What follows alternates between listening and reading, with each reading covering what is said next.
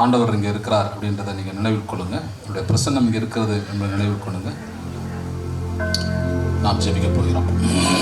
சோதரம் ஆண்டவர் ஷபலபல ஷபலபலபலபல ஷபலபலபலப ஷபலபலபலப ஷரபலி ஹலபல ஷபல ஹபல ஹபல ஹபல.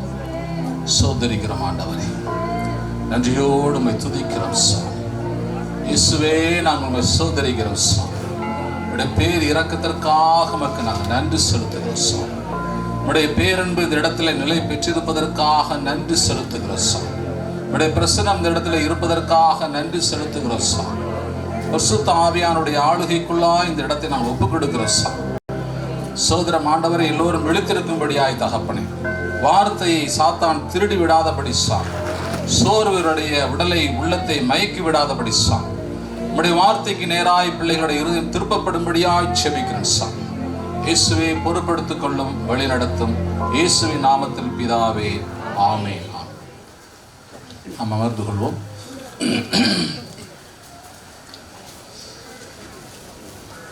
Price the Lord. கொஞ்சம் நல்ல கைகளை உயர்த்தி சொல்லுங்க. Praise the Lord, praise the Lord, praise the Lord. இயேசு இந்த கையை இடது கையை உயர்த்தி price the Lord, praise the Lord. கொஞ்சம் அசைச்சு சொல்லுமா? Price the Lord, praise the Lord. இடது கை சிகத்தம் தூக்குறீங்களா? நான் தப்பா சொல்றேன். சரி, சந்தோஷம். ஓகே, இன்றைக்கு நமக்கு ஒரு அருமையான தலைப்பு கொடுக்கப்பட்டிருக்கிறது. இறைத்தன்மையில் பங்கு பெறுங்கள் அப்படின்றத இன்றைக்கு செய்தியினுடைய தலைப்பு. அதற்கு வசதியாக ஒரு வசனத்தோடு நாம் தொடங்கலாம். 2 பேதுருவின் புத்தகம், முதல் அதிகாரம் 4வது வார்த்தை. 2 பேதுரு முதல் அதிகாரம். தீய நாட்டங்களால் தீய நாட்டத்தால் சீரழிந்துள்ள உலகை விட்டு விலகியோடி இறைத்தன்மையில் பங்கு பெறுங்கள். இதற்கென்றே கடவுள் நமக்கு உயர் மதிப்புக்குரிய மேலான வாக்குறுதிகளை அளித்துள்ளார். அப்போ இந்த வசனம் என்ன சொல்லுதுன்னு பார்த்தீங்கன்னா, புனித பேதுரு தன்னுடைய 2ஆம் திருமுகத்தில் முதல் அதிகாரம் 4வது வசனத்தில் என்ன சொல்றாரு பார்த்தீங்கன்னா, கடவுளுடைய இறை தன்மையில நீங்கள் பங்கு பெற வேண்டும் என்று சொல்கிறார். சரி, அது நிறைய ஆசீர்வாதங்களை சொல்றாரு. நீங்க வாக்குறுதிகளை பெற்றுக்கொள்வீங்க அப்படி நிறைய காரியங்களை சொல்றாரு. பின்னால் நிறைய விஷயங்களை சொல்றாரு. இப்போ நம்ம நம்முடைய இன்றைய சிந்தனைக்கு இறை தன்மையை மட்டும் நம்ம எடுக்க போகிறோம். அது ஒரு பெரிய சப்ஜெக்ட். எவ்வளவு நம்ம அதிகமாக ஆண்டவர் அனுமதிக்கிறாரோ அந்த அளவு நாம் இந்த செய்திக்குள்ளாய் சொல்லுவோம். Price the Lord. நல்ல கைகளை உயர்த்தி சொல்லுங்க. Praise the Lord, praise the Lord. இயேசுவே நன்றி, இயேசுவே நன்றி. இறை தன்மை அப்படின்னா என்ன அப்படின்னு பார்க்கும் பொழுது வேதத்திலே வாசியுங்கள். 1 பேதுரு புத்தகம் முதல் அதிகாரம் 16வது வார்த்தை.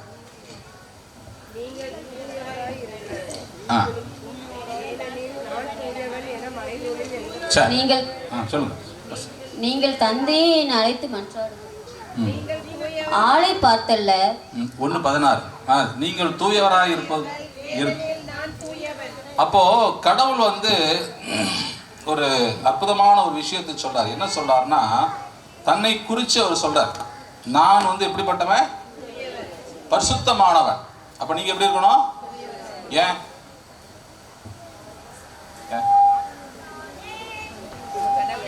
கடவுளுடைய பிள்ளைங்க இல்லையா? அப்ப கடவுளை எதிர்பார்க்கிற தப்பு இல்லையா? உங்க பிள்ளைங்க உங்களை மாதிரி இருக்கணும், இல்லை உங்களை விட மேம்பட்டு இருக்குன்னு நீங்க நினைப்பீங்க. கடவுளை விட மேம்பட்டு நம்ம இருக்க முடியாது. அதனால என்ன சொல்றாரு கடவுள்? நான் பரிசுத்தம் உள்ளவனாக இருப்பது போல நீங்க எப்படி இருக்கணும்? பரிசுத்தம் உள்ளவனாக இருக்க வேண்டும். இதுதான் இறை தன்மை. அப்ப கடவுளுடைய தன்மை என்று சொன்ன எதுன்னு கேட்டீங்கன்னா, பரிசுத்தமாய் இருப்பது, வாழ்வது, இதுதான் கடவுளுடைய தன்மை. அவர் பரிசுத்தமான ஒரு கடவுள். அப்ப அந்த பரிசுத்தத்தை குறித்து பேசும் பொழுது யார் மூலமாக நம்ம பரிசுத்தத்தை பெற்றுக்கொள்ளலாம், யார் நமக்கு துணையா இருக்க வேண்டும் என்பதை குறித்து நாம் சிந்திப்போம் என்று சொன்னால், வாசியுங்கள் 2 தெசலோனிக்கர் புத்தகம் 2ஆம் அதிகாரம் 13வது வார்த்தை. 2 தெசலோனிக்கர் 2ஆம் அதிகாரம் 13வது வார்த்தை. ஆண்டவரால் அன்பு கூறப்பட்ட சகோதர சகோதரிகளே, நாங்கள் கடவுளுக்கு உங்கள் பொருட்டு என்றும் நன்றி செலுத்த கடமைப்பட்டிருக்கிறோம். ஏனெனில் தூய ஆவியால் தூய்மையாக்கப்பட்டு நீங்கள் உண்மையை நம்பி மீட்பு அடையும்படி கடவுள் உங்களை முதலாக தேர்ந்து கொண்டார். சரி, மிக அழகான ஒரு வசனம். இந்த வசனம் என்ன சொல்லுகிறதுன்னு பார்த்தீங்கன்னா, பரிசுத்த ஆவியா நம்ம தூய்மையாக்கப்பட வேண்டும். நம்ம 1 கொரிந்தியர் 3:16-17 வாசிக்கிறீங்க. நாம எல்லாம் நம்முடைய உடல் தூய ஆவி தங்கும் ஆலயம் என்று சொல்றோம். அப்ப எதுக்கு நம்முடைய ஆலயமாக நம்முடைய உடல்லையே பரிசுத்த ஆவியானவர் குடியிருக்கிறார் பார்த்தீங்கன்னா, நம்மை பரிசுத்தப்படுத்துவதற்காக, கடவுளுடைய அழைப்புக்கு நம்மை தகுதியுள்ளவர்களாக மாற்றும்படியாக, கடவுளுடைய இறைத்தன்மையிலே பங்கு பெறும்படியாகத்தான் பரிசுத்த ஆவியானவர் நமக்குள்ள கொடுக்கப்பட்டிருக்கிறார். Price the Lord. அல்ல கையில வை சொல்லுங்க, பிரைஸ் தி லார்ட். அசைச்சு சொல்லுங்க, praise the Lord, praise the Lord. இயேசுவே நன்றி. எப்படி பரிசுத்த ஆவியானவர் நம்மை பரிசுத்தப்படுத்துகிறார்னு பார்த்தீங்கன்னா, அடுத்த பகுதியில் அதுக்கு விடை இருக்குது. என்ன சொல்றாருன்னு பார்த்தீங்கன்னா, தூய ஆவியால் தூய்மை ஆக்கப்பட்டு உண்மையை நம்பி மீட்பு அடையும்படி கடவுள் உங்களை முதலாக தேர்ந்து கொண்டார் என்று சொல்லி இந்த வசனம் சொல்லி. அப்ப இந்த உண்மை அப்படின்னா என்ன? அப்ப இந்த உண்மையை நம்ம கடைபிடிச்சோம்னு சொன்னோம்னா, உண்மையை நம்பணும்னு சொன்னோம்னா, உண்மையின் மேல நம்ம வீட்டை கட்டினோம் என்று சொன்னால், வாழ்க்கை அமைத்தோம் என்று சொன்னால், நாம் மீட்பில் வளருவோம் அல்லது பரிசுத்தத்திலே வளருவோம். Praise the Lord, praise the Lord. இந்த பக்கம் சவுண்டே வர மாட்டேங்குது. Praise the Lord, praise the Lord. இயேசுவே நன்றி. அப்போ உண்மை என்று சொல்லப்படுவது என்ன, அதை நம்ம தெரிஞ்சுக்கிட்டா கொஞ்சம் நல்லது. வாசியுங்கள் யோவான் நற்செய்தியில 17ஆம் அதிகாரத்துல 3வது வசனம். யோவான் 17ஆம் அதிகாரம் 3வது வசனம். உண்மையான ஒரே கடவுளாகிய உம்மையும் நீர் அனுப்பிய இயேசு கிறிஸ்துவையும் அறிவதே நிலை வாழ்வு. அப்போ வசனம் சொல்லுகிறது, யோவான் நற்செய்தியாளர் சொல்றார். என்ன சொல்றாரு பாத்தீங்கன்னா, கடவுளும் அவருடைய மகனாகிய இயேசு கிறிஸ்து மாத்திரமே உண்மையுள்ளவர்கள் என்று சொல்கிறார். நல்லா கையில தட்டுங்க.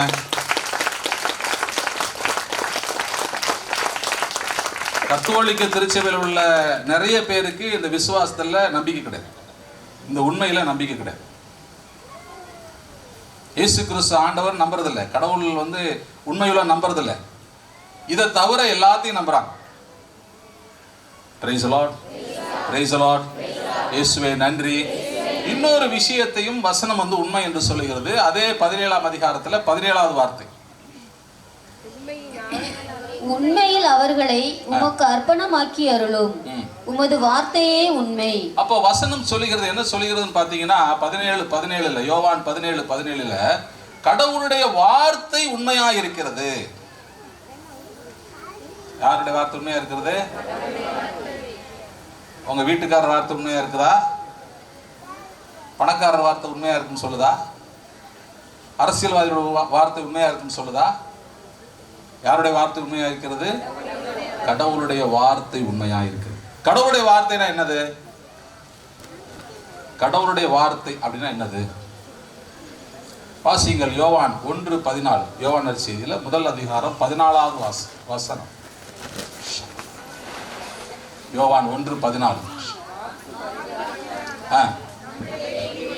அப்போ வாக்கு மனிதன் ஆனார், கடவுளுடைய வார்த்தை மனிதர் ஆனார், நம்முடைய குடிகொண்டார். அது யார்? அது இயேசு கிறிஸ்து. அப்போ கடவுளுடைய வார்த்தை என்பது யாரை குறிக்கிறது? இயேசு கிறிஸ்துவை குறிக்கிறது. அப்போ நம்ம யாரை நம்ப வேண்டும்? கடவுளையும் ஆண்டவராய் இயேசு கிறிஸ்துவை நம்ப வேண்டும். ஏனென்றால் அவர்கள் மட்டுமே உண்மை என்று வேதம் சொல்கிறது. அப்ப இந்த 2 காரியங்களிலே நீங்கள் கவனமாக இருந்தால் பரிசுத்தத்திலே உங்களை வழிநடத்துவது பரிசுத்த ஆவியானவருக்கு மிக எளிதாக இருக்கும். இதுல தடுமாறும் பொழுதுதான் நம்முடைய வாழ்க்கை தடுமாறுகிறது. Praise the Lord, praise the Lord. இயேசுவே நன்றி. இன்னொரு வசனத்தை நாம் கொஞ்சம் படிச்சோம்னா கொஞ்சம் தெளிவு கிடைக்கும். வாசியுங்கள் எசேக்கியேல் புத்தகம் 36ஆம் அதிகாரம் 26ல இருந்து 29 வரை. எசேக்கியேல் புத்தகம் 36ஆம் அதிகாரம் 26ல இருந்து 29 வரை. நான் உங்களுக்கு புதிய இதயத்தை அருள்வேன், புதிய ஆவியை உங்களுக்குள் புகுத்துவேன். உங்கள் உடலிலிருந்து கல்லாலான இதயத்தை எடுத்துவிட்டு சதையாலான இதயத்தை பொருத்துவேன். என் ஆவியை உங்களுக்குள் புகுத்துவேன்.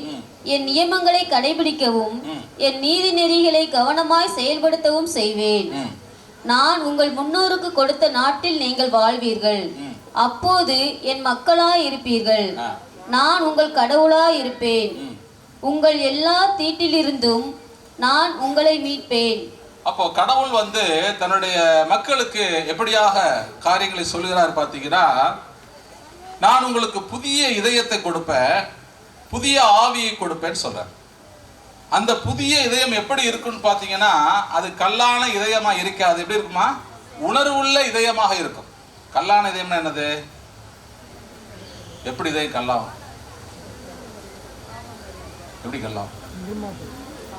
என்ன கல்லான இதயம்னா என்ன? நீங்கள் பாவம் செய்ய செய்ய உங்களுடைய இருதயம் செத்துப்போம், உணர்வே இருக்காது. அதுல வந்து நல்லது கெட்டது பிரித்துணரே தெரியாது, செத்து போகும். உணர்வு இல்லாத ஒரு இருதயம், இரக்கமற்ற ஒரு இருதயம், அது வந்து பாவம் உள்ள இருதயம். அதுதான் கல்லான இருதயம் என்று சொல்லி வேதம் சொல்லுகிறது. அப்போ கடவுள் என்ன பண்ணுவார் பார்த்தீங்கன்னா, உணர்வுள்ள, பாவத்தை கண்டு பயப்படுகிற, பாவத்தை கண்டு விலகி போகிற, பாவம் செய்யக்கூடாது என்று சொல்லி விரும்புகிற ஒரு இருதயத்தை கொடுப்பேன் என்று சொல்கிறார். அப்ப அந்த இருதயம் நமக்குள்ள கொடுக்கப்பட்டிருக்கு, ஏற்கனவே கொடுக்கப்பட்டது. திருமுழுக்கின் போது இது கொடுக்கப்பட்டது. அதுக்கப்புறம் நிறைய மாற்றங்கள் நடந்துச்சு, அதை என்னன்னு பார்ப்போம். அப்போ அந்த பரிசுத்த ஆவியானவர் அந்த உணர்வுள்ள இருதயத்தின் மூலமாக எப்படி அவர் வந்து செயல்படுகிறார் பார்த்தீங்கன்னா, நியமங்களையும் கட்டளைகளையும், அதாவது இறை வார்த்தையை கவனமாய் படிச்சு கவனிச்சு அதை கடைபிடிக்கும்படியாக அவர் செய்கிறார். அப்படி செய்யும் பொழுது வசனம் என்ன சொல்கிறது பார்த்தீங்கன்னா, கடவுள் வந்து நமக்கு தந்தையா இருப்பார், கடவுளா இருப்பார், நம்ம அவருடைய பிள்ளைகளா இருப்போம்னு சொல்றார். கடைசியில் எப்படி முடிக்கிறார்னா, உங்களை எல்லா தீட்டிலிருந்தும் நான் மீட்பேன்னு சொல்றேன். நீங்கள் பரிசுத்தமாய் வாழ்வீர்கள், அப்போ நீங்க பிள்ளைங்களா இருப்பீங்க, நான் தந்தையா இருப்பேன். நீங்க இந்த வார்த்தைகளை வந்து ரொம்ப கவனமா கடைபிடிப்பீங்க. ஏன்னா உங்களுடைய இருதயம் பரிசுத்தமான இருதயமாக இருக்கும். உங்களுக்கு கொடுக்கப்பட்டிருக்கிற பரிசுத்த ஆவியானவர் இந்த காரியங்களை அவர் உங்களுக்குள் இருந்து நிறைவேற்றுவார். Price the Lord, praise the Lord. நல்ல கைலாசி சொல்லுங்க, praise the Lord, praise the Lord. ஏன்னா இது மிக மிக முக்கியமான ஒரு விஷயம். ஆனால் கொஞ்சம் உங்களுக்கு புரியுறது கொஞ்சம் கஷ்டமா இருக்கும். நீங்க கொஞ்சம் ஒரு என்ன சொல்றது, ஒரு எதிர்பார்ப்போடு இருந்து என்று சொன்னால்தான் இந்த காரியங்களை புரிந்து கொள்ள முடியும். ஏன்னா ஒரு வசனத்திற்கு விட்டீங்கனாலும் உங்களுக்கு புரியாது. நான் சொல்லுகிற ஒரு வசனத்திற்கு விட்டுட்டீங்கனாலும் உங்களுக்கு புரிவது கஷ்டமா இருக்கும். Praise the Lord, praise the Lord. அல்ல கையில வச்சு சொல்லுங்க, praise the Lord, praise the Lord. இயேசுவே நன்றி, இயேசுவே நன்றி, இயேசுவே நன்றி, இயேசுவே நன்றி. அப்போ என்ன வசனம் சொல்லுகிறதுன்னு பார்த்தீங்கன்னா, இறை தன்மை என்று சொல்லப்படுவது கடவுளுடைய பரிசுத்தத்தை குறிக்கிறது. கடவுளுடைய பரிசுத்தத்தை நாம் பெற்றுக்கொள்வதற்காக பரிசுத்தாவே நமக்கு கொடுக்கப்படுகிறார். இறை வார்த்தையை நம்ம வாசிச்சு ஆண்டவராகிய கடவுளை இயேசு கிறிஸ்துவை நம்பி நம்முடைய வாழ்க்கையை நாம் மாற்றிக்கொள்ளும் பொழுது, பரிசுத்தப்படுத்தும் பொழுது நாம் கடவுளுடைய பிள்ளைகளாய் மாறுகிறோம். அதுதான் நமக்கு கொடுக்கப்பட்ட அழைப்பு. அதுதான் இறைத்தன்மையில் நம்ம பங்கு பெற வேண்டிய அவசியம், கட்டாயம். அதற்காக தான் உங்களை இன்னைக்கு கூட்டு வந்திருக்கார் ஆண்டவர். Price the Lord, praise the Lord. இயேசுவே நன்றி, இயேசுவே நன்றி, இயேசுவே நன்றி. வாசியுங்கள் 1 கொரிந்தியர் புத்தகம் 10ஆம் அதிகாரம் முதல் 4 வசனங்கள். 1 கொரிந்தியர். சகோதர சகோதரிகளே, நீங்கள் ஒன்றை அறிந்திருக்க வேண்டும் என விரும்புகிறேன். நம் முன்னோர் அனைவரும் மேகத்தின் கீழ் வழி நடந்தனர். அவர்கள் அனைவரும் கடலை கடந்து சென்றனர். அவர்கள் அனைவரும் மோசேயோடு இணைந்திருக்கும்படி மேகத்தாலும் கடலாலும் திருமுழுக்கு பெற்றார்கள். அவர்கள் அனைவரும் ஒரே ஆன்மீக உணவை உண்டனர். அவர்கள் அனைவரும் ஒரே ஆன்மீக பானத்தை பருகினர். தங்களை பின்தொடர்ந்து வந்த ஆன்மீக பாறையிலிருந்து அவர்கள் பருகினார்கள். கிறிஸ்துவே அப்பாறை. இது ரொம்ப முக்கியமான ஒரு வசனம், கோடிட்டுக் கொள்ளுங்க. ரொம்ப முக்கியமான விஷயம், ஒரு வசனம். இந்த வசனம் என்ன சொல்றாரு அப்படின்னு பார்த்தீங்கன்னா, நம்முடைய முன்னோர் பாலை நிலத்துல மேகத்தின் கீழே வழி நடந்தான். மேகம் தான் அவங்களை வழி நடத்துறது. இந்த மேகம் யாரு? ஏன்னா பழைய ஏற்பாடு முழுசுமே உருவகமாக சொல்லப்படும் நிழல். புதிய ஏற்பாடு தான் நிஜம், இயேசுதான் நிஜம், இயேசுதான் உண்மை. பழைய ஏற்பாடு சம்பவங்கள் எல்லாமே பார்த்தீங்கன்னா அது வந்து உருவகமாக சொல்லப்பட்டது, நிழல். அது வந்து நம்ம வந்து அதை அப்படியே நம்ம எடுத்துக்க கூடாது. அதை எதில் பொருத்தி பார்க்கணும்னா புதிய ஏற்பாடுல பொருத்தி பார்க்கணும். அப்பதான் நமக்கு வந்து ஒரு தெளிவு கிடைக்கும். உண்மையான வார்த்தை என்ன சொல்ல வருகிறது, ஆவியானவர் என்ன சொல்ல வருகிறார் என்பது நமக்கு புரியும். அப்போ அந்த மேகம் என்பது யாரை குறிக்கிறது அப்படின்னா பரிசுத்த ஆவியானவரை குறிக்கிறது. Price the Lord. நல்ல கையில வச்சு சொல்லுங்க, praise the Lord, praise the Lord, இயேசுவே நன்றி. அப்போ இஸ்ரேல் மக்கள் பாலை நிலத்துல பரிசுத்த ஆவியானவரால் வழி நடத்தப்பட்டாங்க. அவர்கள் கடலை கடந்து சென்றார்கள் என்று சொல்லி இந்த வசனம் சொல்லுது. கடல் யார்? அப்போ கடல் பக்கத்திலே கடல் இருக்கு. அரபிக்கடலா, வங்காள விரிகுடாவா, வங்கக்கடலா?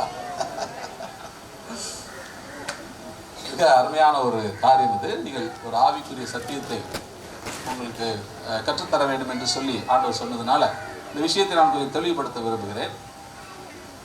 பாருங்க, கடல் என்று சொல்லப்படுவது இஸ்ரேல் மக்கள் பாலை நிலத்திலிருந்து கானான் தேசத்துக்கு போறது அல்லது அடிமைத்தனத்திலிருந்து கானான் தேசத்துக்கு போவதற்கு இடையில அது நிக்குது. அந்த கடல், இந்த கடல் என்ன பண்ணுதுன்னு பார்த்தீங்கன்னா மோசேயினுடைய தூண்டுதலின் பேரில் அல்லது கட்டளையின் பேரில் என்ன எப்படி ஆகுதுன்னு பார்த்தீங்கன்னா அந்த கடல் வந்து பிளக்குது. பிளந்து என்ன ஆகுதுன்னு பார்த்தீங்கன்னா இஸ்ரேல் மக்கள் அந்த பிளக்கப்பட்ட அந்த அந்த வழியில நடந்து போறாங்க. அவர்களுக்கு ரெண்டு பக்கமும் அந்த கடல் வந்து எப்படி இருக்குன்னு பார்த்தீங்கன்னா அது வந்து சுவராக நிக்குது. அப்ப கடல் வந்து வழியை மட்டும் கொடுக்கல, அது அவர்களுக்கு பாதுகாப்பாகவும் இருந்தது. Praise the Lord. Praise the Lord. இந்த கடல் யாருன்னா நம் ஆண்டவராகிய இயேசு கிறிஸ்து. அவர்தான் தன்னை பிளந்து நீங்கள் அந்த கடலின் வழியாக போகும்படியாக, அடிமைத்தனத்திலிருந்து மீட்கப்பட்ட தேசத்துக்கு போகும்படியாக, எகிப்திலிருந்து கானானுக்கு போகும்படியாக அவர்தான் தன்னை பிளந்து உங்களுக்கு பாதுகாப்பாக உங்களை வழிநடத்தி வருகிறவர். Praise the Lord. Praise the Lord. இயேசுவே நன்றி, இயேசுவே நன்றி, இயேசுவே நன்றி, இயேசுவே நன்றி. எபிரேயர் புத்தகம், இதில் கொஞ்சம் நல்லா புரிஞ்சுக்கணும்னா இன்னொரு வசனத்தை நான் சொன்னால் உங்களுக்கு புரியும் நினைக்கிறேன். எபிரேயர் புத்தகம் 10ஆம் அதிகாரம் 19வது வசனம் 20வது வசனம்.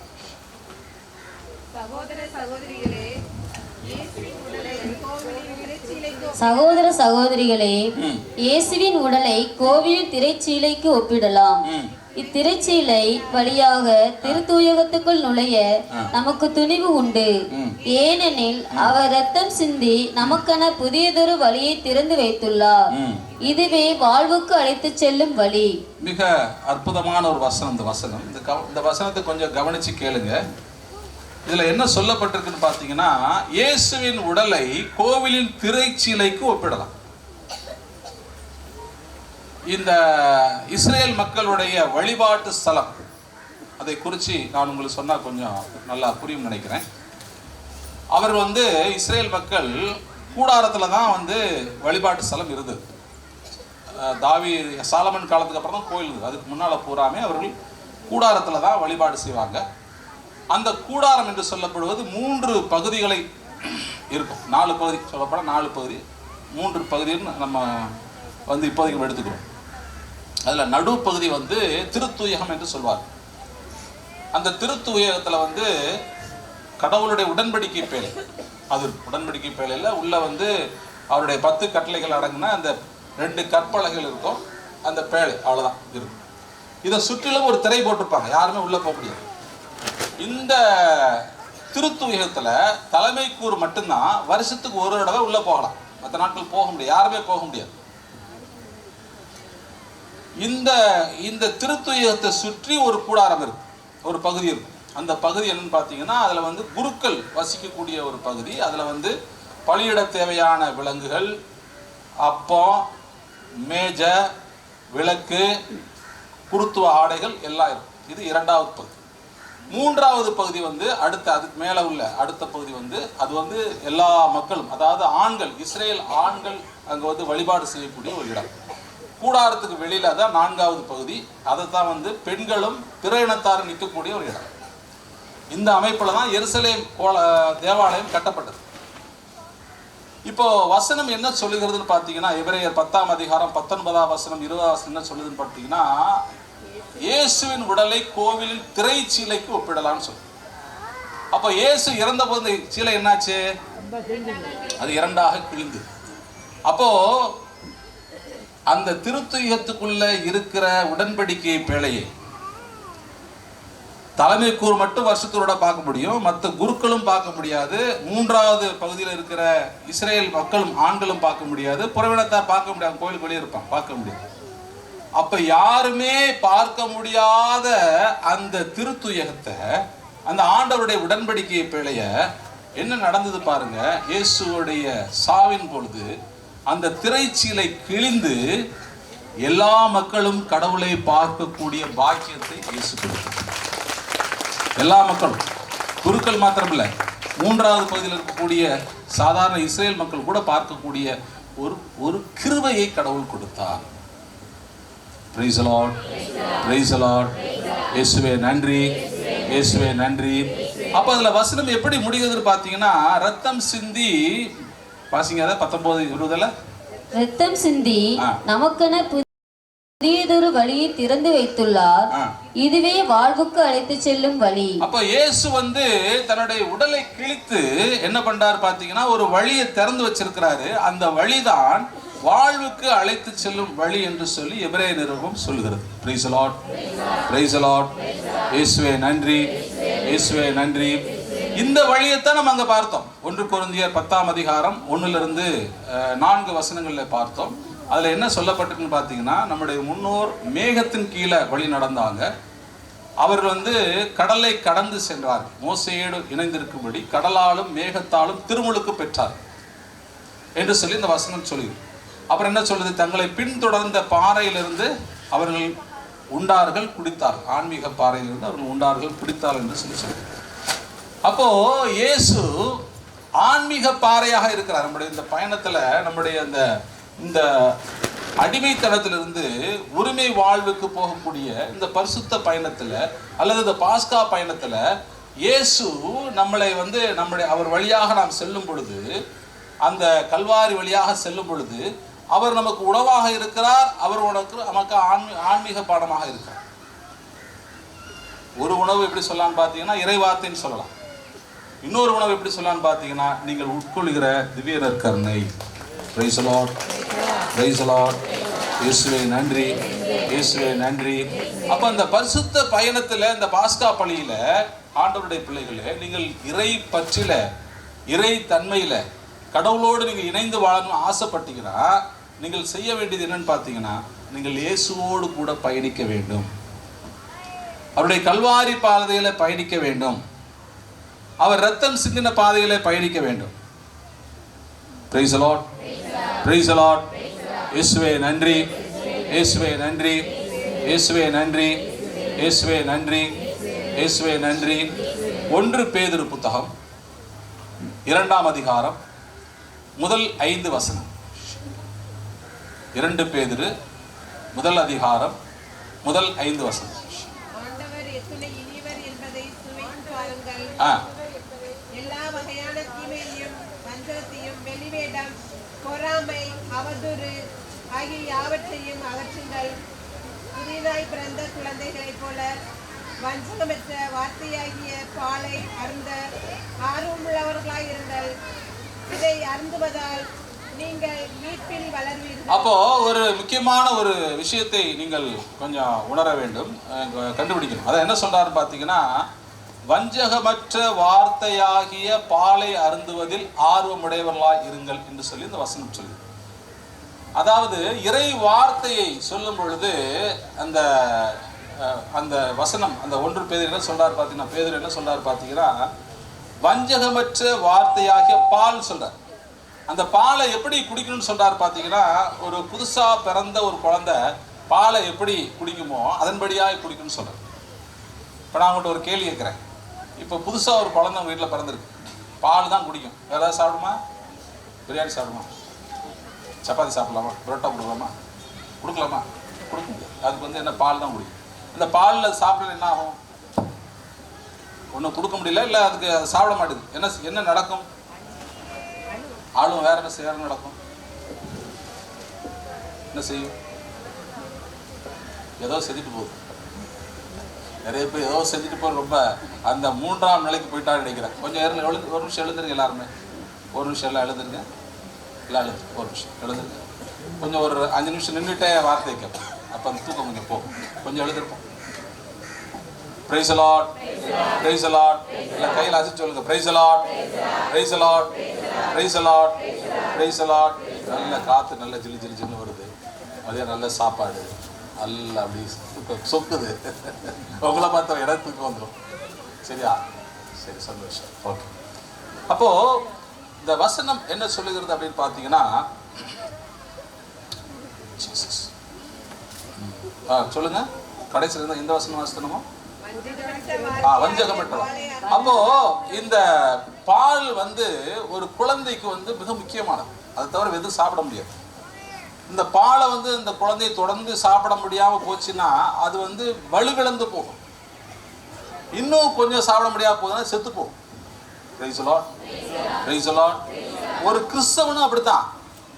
நீங்க பாலை சாப்பிட முடியல, நீங்க இறைவார்த்தை நீங்க சாப்பிடலைன்னா நீங்கள் வலுவிழந்து போவீர்கள். இன்னும் சாப்பிடாம இருந்தீங்கன்னா உங்க ஆன்மா செத்து போகும். உடல்ல உயிர் இருக்கும், ஆனால் உங்க ஆன்மா செத்து போகும். Price the Lord, praise the Lord. இயேசுவே நன்றி, இயேசுவே நன்றி. அப்போ அவர் என்ன சொல்றாரு, எப்படி முடிக்கிறாருன்னு பாத்தீங்கன்னா, இந்த பாலை அருந்துவதால் நீங்கள் மீட்பில் வளர்வீர்கள் என்று சொல்றார். அப்புறம் என்ன சொல்றாரு பாத்தீங்கன்னா, உயிருள்ள கல்லாகிய அவரை அணுகுங்கள் சொல்றார். அது யார் உயிருள்ள கல்? யாரு? இயேசுதான் உயிருள்ள கல். அடுத்த வசனம் என்ன சொல்றாரு? மனிதரால் உதறி தள்ளப்பட்டதாயினும் கடவுளால் தெரிந்து கொள்ளப்பட்ட உயர் மதிப்புள்ள கல் அதுவே. நீங்களும் உயிருள்ள கற்களா இருந்து ஆவிக்குரிய இல்லமாக கட்டி எழுப்பப்படுவீர்களாக. அப்போ என்ன சொல்றாரு அப்படின்னு பாத்தீங்கன்னா, நம்மளை குறிச்சு பேதுரு சொல்றாரு, நாம் எல்லோரும் உயிருள்ள கல்லாய் மாற வேண்டும் என்று சொல்லுகிறார். இயேசு கிறிஸ்துவை போல உயிருள்ள கல்லாக மாற வேண்டும் சொல்றார். பரிசுத்த ஆவியானவரால் வழிநடத்தப்படுகிற உயிருள்ள கல்லாக மாற வேண்டும் என்று சொல்லுகிறார். அப்ப என்ன சொல்றாரு பாருங்க, உயிருள்ள கற்களா நீங்க மாறி ஆவிக்குரிய இல்லமாக கட்டி எழுப்பப்படுங்கள் என்று சொல்றார். Price the Lord, praise the Lord. இயேசுவே நன்றி, இயேசுவே நன்றி, இயேசுவே நன்றி. அப்ப கிறிஸ்துவுக்குள் பிரியமான சகோதர சகோதரிகளே, இயேசு ஒரு தலைமை குரு. நான் ஒரு சாதாரண மனுஷன், சாதாரண ஒரு கடவுளை ஏற்றுக்கொண்ட ஒரு மனிதன். ஆனால் கிறிஸ்து என்னை எப்படி மாத்துறாரு பார்த்தீங்கன்னா, அவருடைய குருவாக என்னை மாற்றுறார். நான் இன்னொரு வசனத்தை உங்களுக்கு சொன்ன உங்களுக்கு கொஞ்சம் எளிதாய் புரியும் என்று நான் நினைக்கிறேன். வாசியுங்கள். 1 தீமோத்தேயு 2 தீமோத்தேயு 1:10. ஷபலம் 2 தீமோத்தேயு 1:10.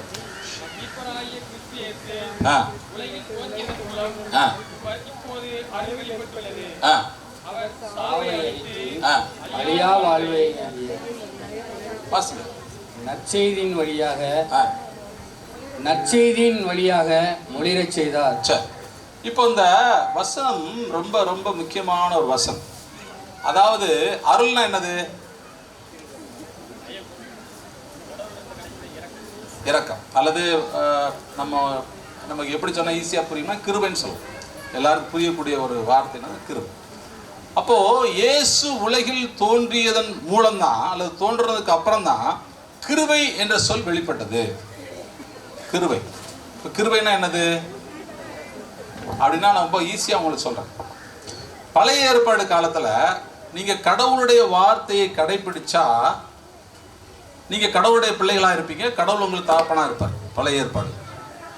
புதிய ஏற்பாடு காலத்துல, இயேசுவின் காலத்துல, நீங்கள் கடவுளுடைய வார்த்தையை கடைபிடிச்சாலும் சரி, கடைபிடிக்கலனாலும் சரி, நீங்க கடவுளுடைய பிள்ளைங்க. இதுதான் கிருபை. நீங்கள் பாவம் செய்தாலும் கடவுளுடைய பிள்ளைங்க. நீங்கள் பரிசுத்தமா இருந்தா ஆட்டோமேட்டிக்கா கடவுளுடைய பிள்ளைகளா இருப்பீங்க. அப்போ இந்த புதிய ஏற்பாடுல கிறிஸ்து எப்படியான ஒரு கிருபையை தர்றாரு பாத்தீங்கன்னா, நீங்கள் பாவம் செய்தாலும் கடவுளுடைய பிள்ளைகள், நீங்கள் பாவம் செய்தாலும் கடவுள் உங்களை நேசிக்கிறார். இதுதான் கிறிஸ்து கொடுக்கக்கூடிய அருள். Praise the Lord, praise the Lord.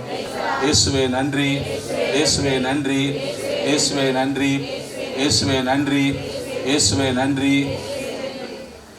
தீத்து 3ஆம் அதிகாரம் 8வது வசனம்.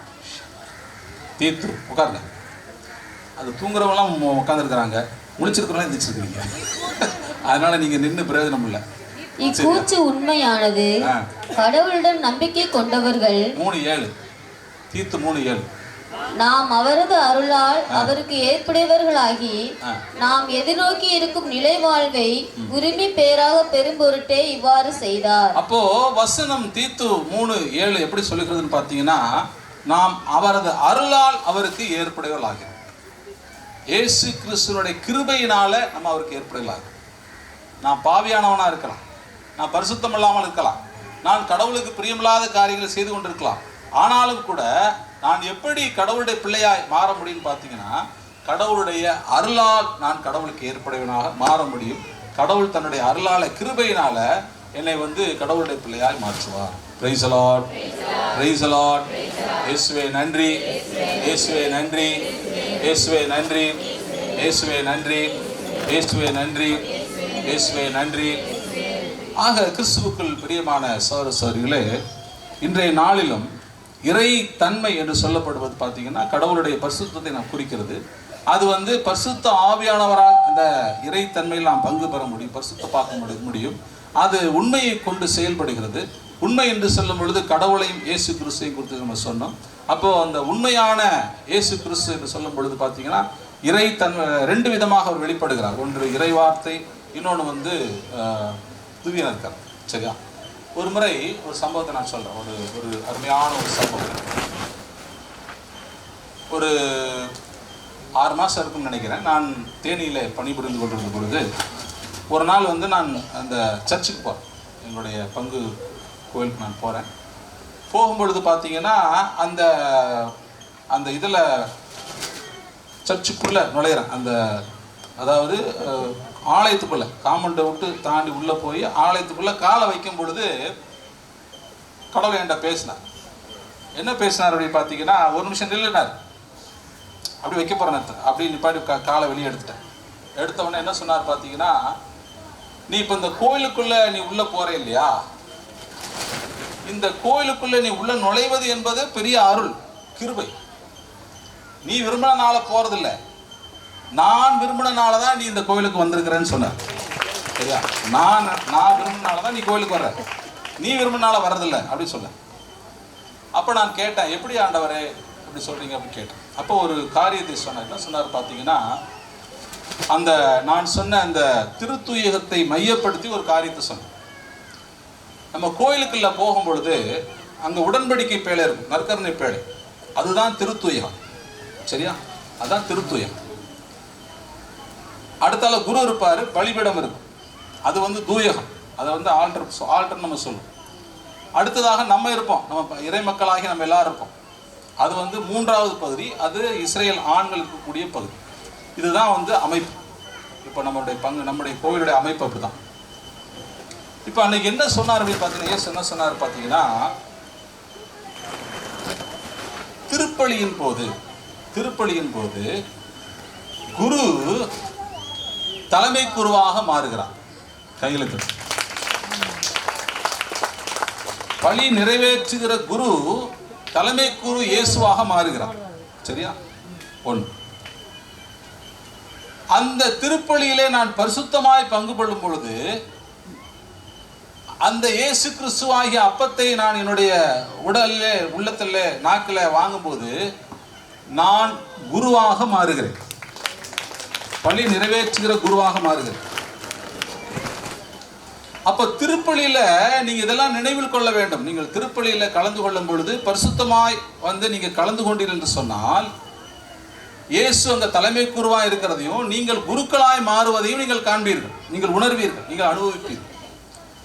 அதைத்தான் அந்த 1 பேதுரு 2ஆம் அதிகாரத்துல 5ஆம் வசனத்துல பேதுரு என்ன சொல்றாரு பார்த்தீங்கன்னா, நீங்களும் ஆவிக்குரிய இல்லமாக கட்டப்பட்டு கடவுளுடைய தூய ஆவி உந்தும் பலியை செலுத்தக்கூடிய தூய குருக்களின் கூட்டமாக இருப்பீர்கள் சொல்றார். அப்போ இது உண்மை. இயேசு கிறிஸ்து அந்த கிருபையை நமக்கு கொடுக்கிறார், அந்த அருளை கொடுக்கிறார். ஒரு சாதாரண மனுஷனாகிய நான் இயேசுவோடு இணைந்து பலி நிறைவேற்றக்கூடிய ஒரு குருவாய் மாறக்கூடிய வாழக்கூடிய பாக்கியத்தை இயேசு எனக்கு தருகிறார். Price the Lord, praise the Lord. இயேசுவே நன்றி, இயேசுவே நன்றி. அப்ப அதைத்தான் பேதுரு சொல்றாரு, இறைத்தன்மை என்று சொல்கிறார். இயேசுவை தலைமை குருவாகவும் நம்ம எல்லாம் அவரை பின்பற்றுகிற, அவரோடு இணைந்து பலி செலுத்துகிற குருக்களாகவும் இருக்கிறோம் என்பதுதான் நம்முடைய பேதுருவுடைய ஒரு நோக்கமாக, எண்ணமாக, ஏக்கமாக இருக்கிறது. Price the Lord, praise the Lord. இயேசுவே நன்றி, இயேசுவே நன்றி, இயேசுவே நன்றி. இப்போ இந்த இறைத்தன்மையில நம்ம பங்கு பெறுவதற்கு நிறைய தடைகள் இருக்கு, நிறைய விஷயங்கள் நமக்கு தடையா இருக்கு. அந்த தடைகள் என்னன்னு இப்ப நம்ம பார்க்க போகிறோம். வாசிங்கள் 2 கொரிந்தியர் புத்தகம் 10ஆம் அதிகாரம் 2-5 வசனம். 2 கொரிந்தியர். நான் உங்களோடு இருக்கும்போது என் துணிச்சலை காட்ட தேவை இல்லாதவாறு பார்த்து கொள்ளுங்கள். என் துணிச்சலை காட்ட முடியும் என்னும் நம்பிக்கை எனக்கு உண்டு. நாங்கள் உலக போக்கில் நடப்பதாக கருதும் சிலரிடம் அந்த துணிச்சலை காட்ட உறுதி கொண்டுள்ளேன். நாங்கள் உலகில் தான் வாழ்கிறோம், எனினும் எங்கள் போராட்டம் உலகை சார்ந்தது அல்ல. கவனமா கேளுங்க. நாங்கள் உலகில் தான் வாழ்கிறோம் என்றாலும் எங்கள் போராட்டம் உலகு சார்ந்தது அல்ல. எங்கள் போராட்டத்தில் நாங்கள் பயன்படுத்தும் கருவிகள் உலகு சார்ந்தவை அல்ல, மாறாக அவை கடவுளின் வல்லமையால் அரண்களை தகர்த்தெறிய கூடியவை. அவற்றை கொண்டு குதர்க்கவாதங்களையும் கடவுளை பற்றிய அறிவுக்கு எதிராக தலைதூக்கும் அனைத்து மேட்டிமையையும் தகர்த்தெறிகிறோம். மனித எண்ணங்கள் அனைத்தும் கிறிஸ்துவின் கட்டுப்பாட்டுக்குள் வருமாறு கட்டாயப்படுத்துகிறோம். அப்போ பவுல் ஒரு வித்தியாசமான ஒரு காரியத்தை சொல்றார். என்ன சொல்றாரு பாத்தீங்கன்னா, நாங்கள் உலகில் தான் வாழ்ந்தோம் என்று சொன்னாலும் எங்கள் போராட்டம் உலகு சார்ந்தது அல்ல. என்ன சொல்றாரு அப்படி பாத்தீங்கன்னா, கடவுளின் வல்லமையை கொண்டு கடவுளின் அறிவுக்கு எதிரான மேட்டுமையான எண்ணங்களையும் குதர்க்கவாதங்களையும் அறிவுக்கு எதிரான மேட்டுமையான எண்ணங்களையும் தகர்த்தெறிகிறோம். மனித எண்ணங்கள் அனைத்தும் கிறிஸ்துவின் கட்டுப்பாட்டுக்குள் வருமாறு தகர்த்தெறிகிறோம் அப்படின்னு சொல்றார். இந்த கடவுளின் வல்லமை என்பது யாரை குறிக்கிறது? ஆவியானவரை குறித்து சொல்லு. ஆவியானவரை குறித்து சொல்லு. அப்ப பரிசுத்த ஆவியானவரை கொண்டு நம்முடைய உள்ளத்தில் எழக்கூடிய கடவுளுக்கு விரோதமான, கடவுளுடைய அன்புக்கு விரோதமான, கடவுளுடைய வல்லமைக்கு விரோதமான, கடவுளை மறுதலிக்கிற எல்லா எண்ணங்களையும் தகர்த்தெறிகிறோம். மேட்டுமையான எண்ணங்களை நாங்கள் அடக்குகிறோம். மனித எண்ணங்கள் யாவும் கடவுளுடைய கட்டுப்பாட்டுக்கு வருமாறு கட்டாயப்படுத்துகிறோம் என்று சொல்லி பவுல் சொல்றார். இதை நம்ம புரிந்து கொள்ளணும்னா, ஏன் அப்படி அந்த எண்ணங்களை கடவுளுடைய கட்டுப்பாடு கொண்டு வரணும் ஏன் சொல்றாரு, ஏன் பரிசுத்த ஆவியினுடைய துணை கொண்டு செய்யணும்னு சொல்றாரு பார்த்தீங்கன்னா, ஒரு சம்பவத்தை நான் உங்களுக்கு விளக்கி சொன்னா புரியும் நினைக்கிறேன். வாசியுங்கள். தொடக்க நூல் புத்தகம் 3ஆம் அதிகாரம் 6 வாசி. தொடக்க நூல் 3ஆம் அதிகாரம் 6வது வசனத்துக்கு வாசி. அந்த மரம் உண்பதற்கு சுவையானதாகவும் கண்களுக்கு களிப்பூட்டுவதாகவும் அறிவு பெறுவதற்கு விரும்பத்தக்கதாகவும் இருந்ததை கண்டு பெண் அதன் பழத்தை பறித்து உண்டாள். அதை தன்னிடம் இப்ப நம்ம ஒரு நிமிஷம். இப்ப இந்த சம்பவம் உங்களுக்கு தெரியும். அதாவது அந்த ஏதேன் தோட்டத்துல ஆதாம் ஏவாளும் இருக்கிறாங்க. கடவுள் சொல்லியிருக்கிறாரு, இந்த நன்மை தீமை அறியக்கூடிய மரத்தின் பழத்தை சாப்பிடக்கூடாதுன்னு சொல்லியிருக்காரு. சாப்பிட்டா நீ செத்து போறன்னு சொல்லியிருக்காரு. சாத்தா என்ன சொல்றான், நீ சாப்பிட்டேன்னா நீ கடவுளை போல ஆயிடுவ அப்படின்னு சொல்றான். அப்போ இந்த பெண் என்ன பண்றா, அந்த மரத்தை என்னுடைய கனியை பார்க்கறான். அது எப்படி இருக்குதான், அந்த மரத்தின் கனி உண்பதற்கு சுவையாகவும் இருக்குது. அவ சாப்பிட்டாளா? அத சாப்பிட்டு சொல்றாளா? சாப்பிட்டு சொல்றாளா? சாப்பிடாம சொல்றாளா? எப்படி அவளுக்கு தெரியுது அந்த மரத்தின் கனி உண்பதற்கு சுவையா இருக்குன்னு எப்படி தெரியுது? அவளுடைய மனசுல, இருதயத்துல, எண்ணத்துல சாத்தான் குடியிருக்கிறான். சாத்தான் உள்ள போய் உட்காந்துட்டான். அந்த உள்ளத்துல இருந்து சொல்றான், இதை சாப்பிட்டேன்னா ரொம்ப இனிப்பா இருக்கும், சுவையா இருக்கும், நீ சாப்பிடு சொல்றான். அப்புறம் எப்படி அதை முடிக்கிறாரு பாத்தீங்கன்னா, அது அறிவு பெறுவதற்கு விரும்பத்தக்கதா இருக்கும் சொல்லி முடியுது. சரியா? அதை சாப்பிட்டா நீ உன்னுடைய அறிவு நீ கடவுளை போல ஆயிடுவ அப்படின்னு சொல்லி என்ன பண்றான், அவருடைய மனத்தை உள்ளத்தை அவன் கண்ட்ரோல் பண்ணி அந்த உள்ளத்துல அந்த கனியை சாப்பிட வேண்டும் என்ற ஆர்வத்தை தூண்டுகிறான். சாத்தான் பாத்தீங்கன்னா ரொம்ப சூட்சுமமானவன், ரொம்ப புத்திசாலி. அவன் ஒரு ஏஞ்சல் இல்லையா, அதனால ஞானம் உள்ள ஒரு மனுஷன், ஒரு குறிப்பிட்ட அளவு ஞானம் கொடுக்கப்பட்டது. அப்ப அவன் என்ன பண்றான்னு பாத்தீங்கன்னா, இவங்களை உடல்ல போய் தாக்க முடியாது அப்படின்னு சொல்லி அவன் எண்ணங்களை கண்ட்ரோல் பண்றான். அதனாலதான் அங்க வாசிக்கிறோம் 2 கொரிந்தியர் 10ஆம் அதிகாரத்துல 5ஆம் வசனத்துல, மனித எண்ணங்கள் யாவும் கிறிஸ்துவின் கட்டுப்பாட்டுக்குள் கொண்டு வருமாறு கட்டாயப்படுத்துகிறோம் பரிசுத்த ஆவியின் துணை கொண்டு என்று சொல்லி அந்த வசனம் சொல்லி. சரி, இப்போ நம்ம இந்த சம்பவத்துக்கு வரும். இந்த தொடக்க நூல் 3:6 அப்போ என்ன நடக்குதுன்னு பார்த்தீங்கன்னா, அந்த பழத்தை பார்க்குறா, பழம் சுவையுள்ளதாக இருக்குன்னு அவன் மனசில் படுது, அது அறிவு பெறுவதற்கு விரும்பத்தக்கதுன்னு படுது, கவர்ச்சி ஊட்டக்கூடுதுன்னு படுது. அவன் என்ன பண்ணுறான்னு பார்த்தீங்கன்னா, அவள் போய் அந்த மரத்தின் கனியை பிடுங்குறா, சாப்பிட்றா, தன்னுடைய கணவனுக்கு கொடுக்குறான். அப்போ உள்ளத்தில் ஏற்படக்கூடிய தாறுமாறான சிந்தனை, கடவுளுடைய அன்புக்கு விரோதமான சிந்தனை எப்படி மாறுதுன்னு பார்த்தீங்கன்னா, அது செயலாய் மாறுகிறது. Price the Lord, praise the Lord, இயேசுவே நன்றி. அதனால தான் சொல்றது, டிவியில் தேவையில்லாத பார்க்காதீங்கன்னு சொல்றேன். அதான் தேவையில்லாத புத்தகங்களை பார்க்காதீங்கன்னு சொல்றேன்.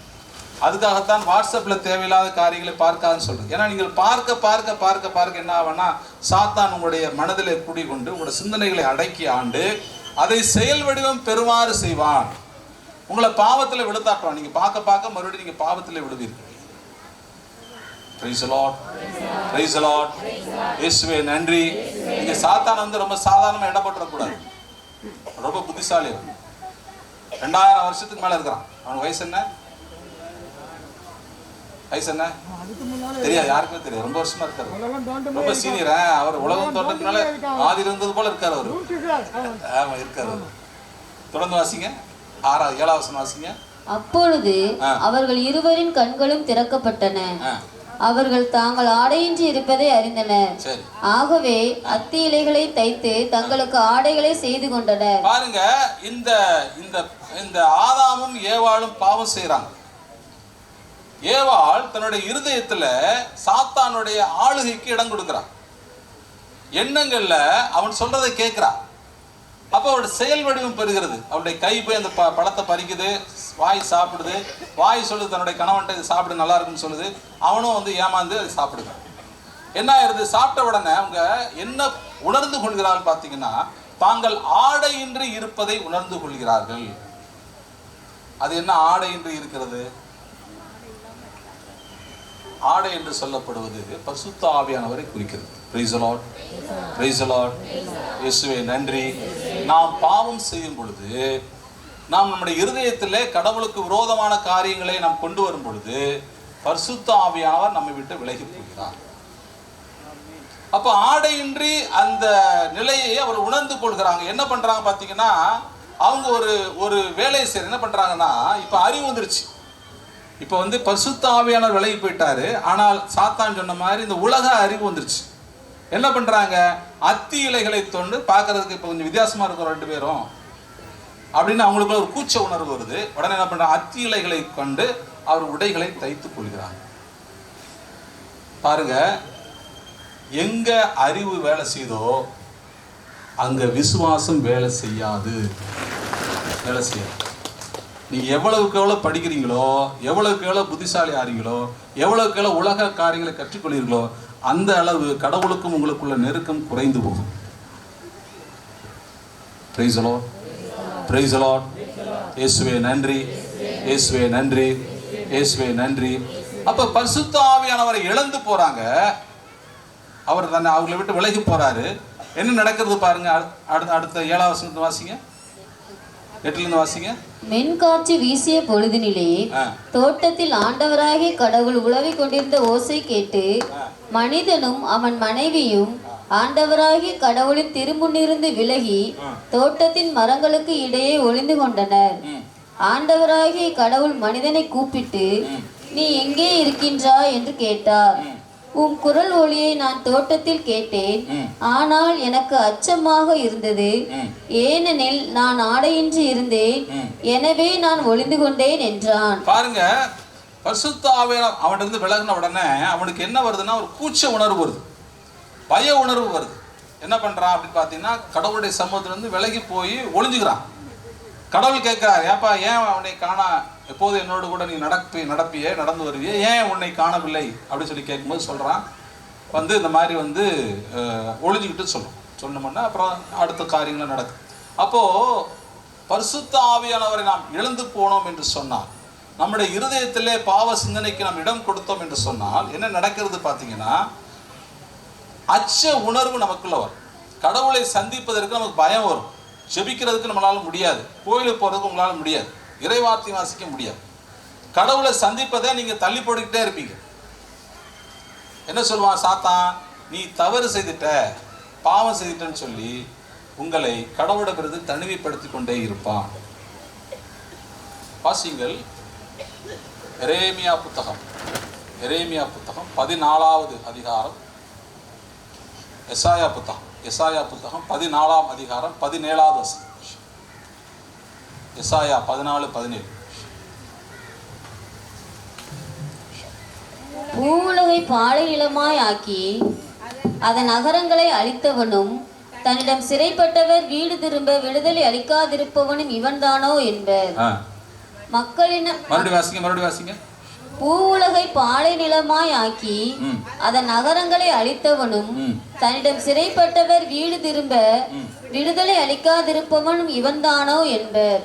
பாருங்க, சாத்தானை குறித்து சொல்லப்பட்ட வசனம் எழுது. அந்த சாத்தான் எப்படிப்பட்டவன் பார்த்தீங்கன்னா, அவன் தன்னிடம் சிறைப்பட்டவங்க விடுதலை ஆகிறதுக்கு விரும்புறதே இல்லை. சாத்தான் எந்த காலத்திலும் அவன்கிட்ட நீங்க போய் சிக்கிக்கிட்டீங்கன்னா அவங்களை விடுதலை செய்ய விடவே மாட்டான். அவன் உங்களை வந்து என்ன சொல்றது, அது பரம்பரை கைதியாய் மாற்றி விடும். உங்களை உங்க சந்ததியை பரம்பரை கைதியாய் மாற்றி விடும். வீடு திரும்ப அனுமதிக்காதவனும் அவன் அன்றோ என்று சொல்லி அவனை குறித்து வசனம் சொல்கிறது. Price the Lord, praise the Lord. இயேசுவே நன்றி, இயேசுவே நன்றி. ஒரு பாடல் பாடுமா? கொஞ்சம் எழுதுருங்க. எல்லாம் ரொம்ப டல்லா இருக்கிறீங்க, எழுதுருங்க. இயேசுவே நன்றி. காலையிலே கிருபையும் மாலையிலே மகிமையும் தருகின்ற நல்ல தெய்வமே. நல்ல கையில தட்டி. காலையிலே கிருபையும் மாலையில மகிமையும் தருகின்ற நல்ல தெய்வமே. தாய் மறந்தாலும் மறப்பதில்லையே, தந்தை வெறுத்தாலும் வெறுப்பதில்லையே. தாய் மறந்தாலும் மறப்பதில்லையே, தந்தை வெறுத்தாலும் வெறுப்பதில்லையே. நன்றி சொல்லி துதி பாடி மனதார நன்றி சொல்லி துதி பாடி மனதார தொழுகிறோம். நீங்க இல்லாம வாழ முடியாதையா, ஒரு கிருபை இல்லாம வாழ தெரியாதையா. நீங்க இல்லாம வாழ முடியாதையா, ஒரு கிருபை இல்லாம வாழ தெரியாதையா. இயேசுவே என் எஜமானரே, நேசரே, என் துணையாளரே. இயேசுவே என் எஜமானரே, நேசரே, என் துணையாளரே. நீங்க இல்லாம வாழ முடியாதையா, உனக்கு இல்லாம வாழ தெரியாதையா.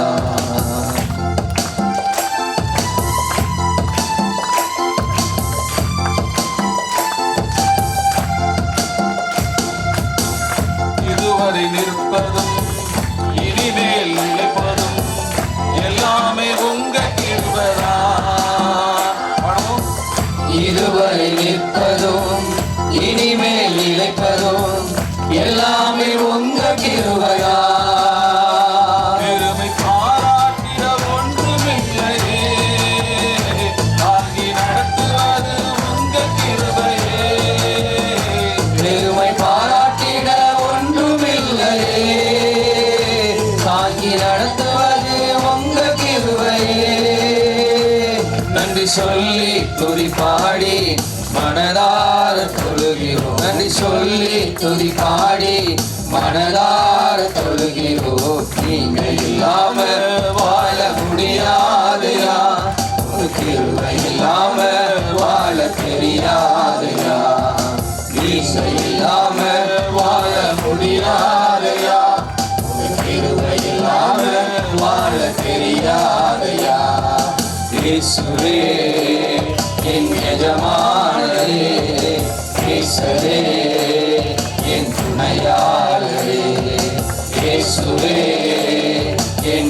எஜமானரே நேசரே என் துணையாளரே நீங்க இல்லாம வாழ முடியாதையா உங்க கிருபை இல்லாம வாழ தெரியாதையா நீங்க இல்லாம வாழ முடியாதையா உங்க கிருபை இல்லாம வாழ தெரியாதையா இயேசுவே என் எஜமானரே நேசரே என் துணையாளரே இயேசுவே என் எஜமானரே நேசரே என் துணையாளரே நீங்க இல்லாம வாழ முடியாதையா உங்க கிருபை இல்லாம வாழ தெரியாதையா நீங்க இல்லாம வாழ முடியாதையா உங்க கிருபை இல்லாம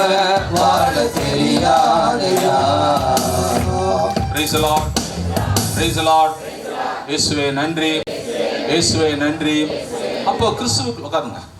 கிறிஸ்துவுக்குள் பிரியமான சகோதரர்களே, அந்த 8வது வசனத்துல 10வது வசனத்துல அச்சம் வருது பாருங்க. நம்ம பொதுவாக என்ன சொல்லுவாங்கன்னு பார்த்தீங்கன்னா, பாவத்தின் சம்பளம் மரணம்னு சொல்லிட்டு பொருளை முடிச்சிடும்.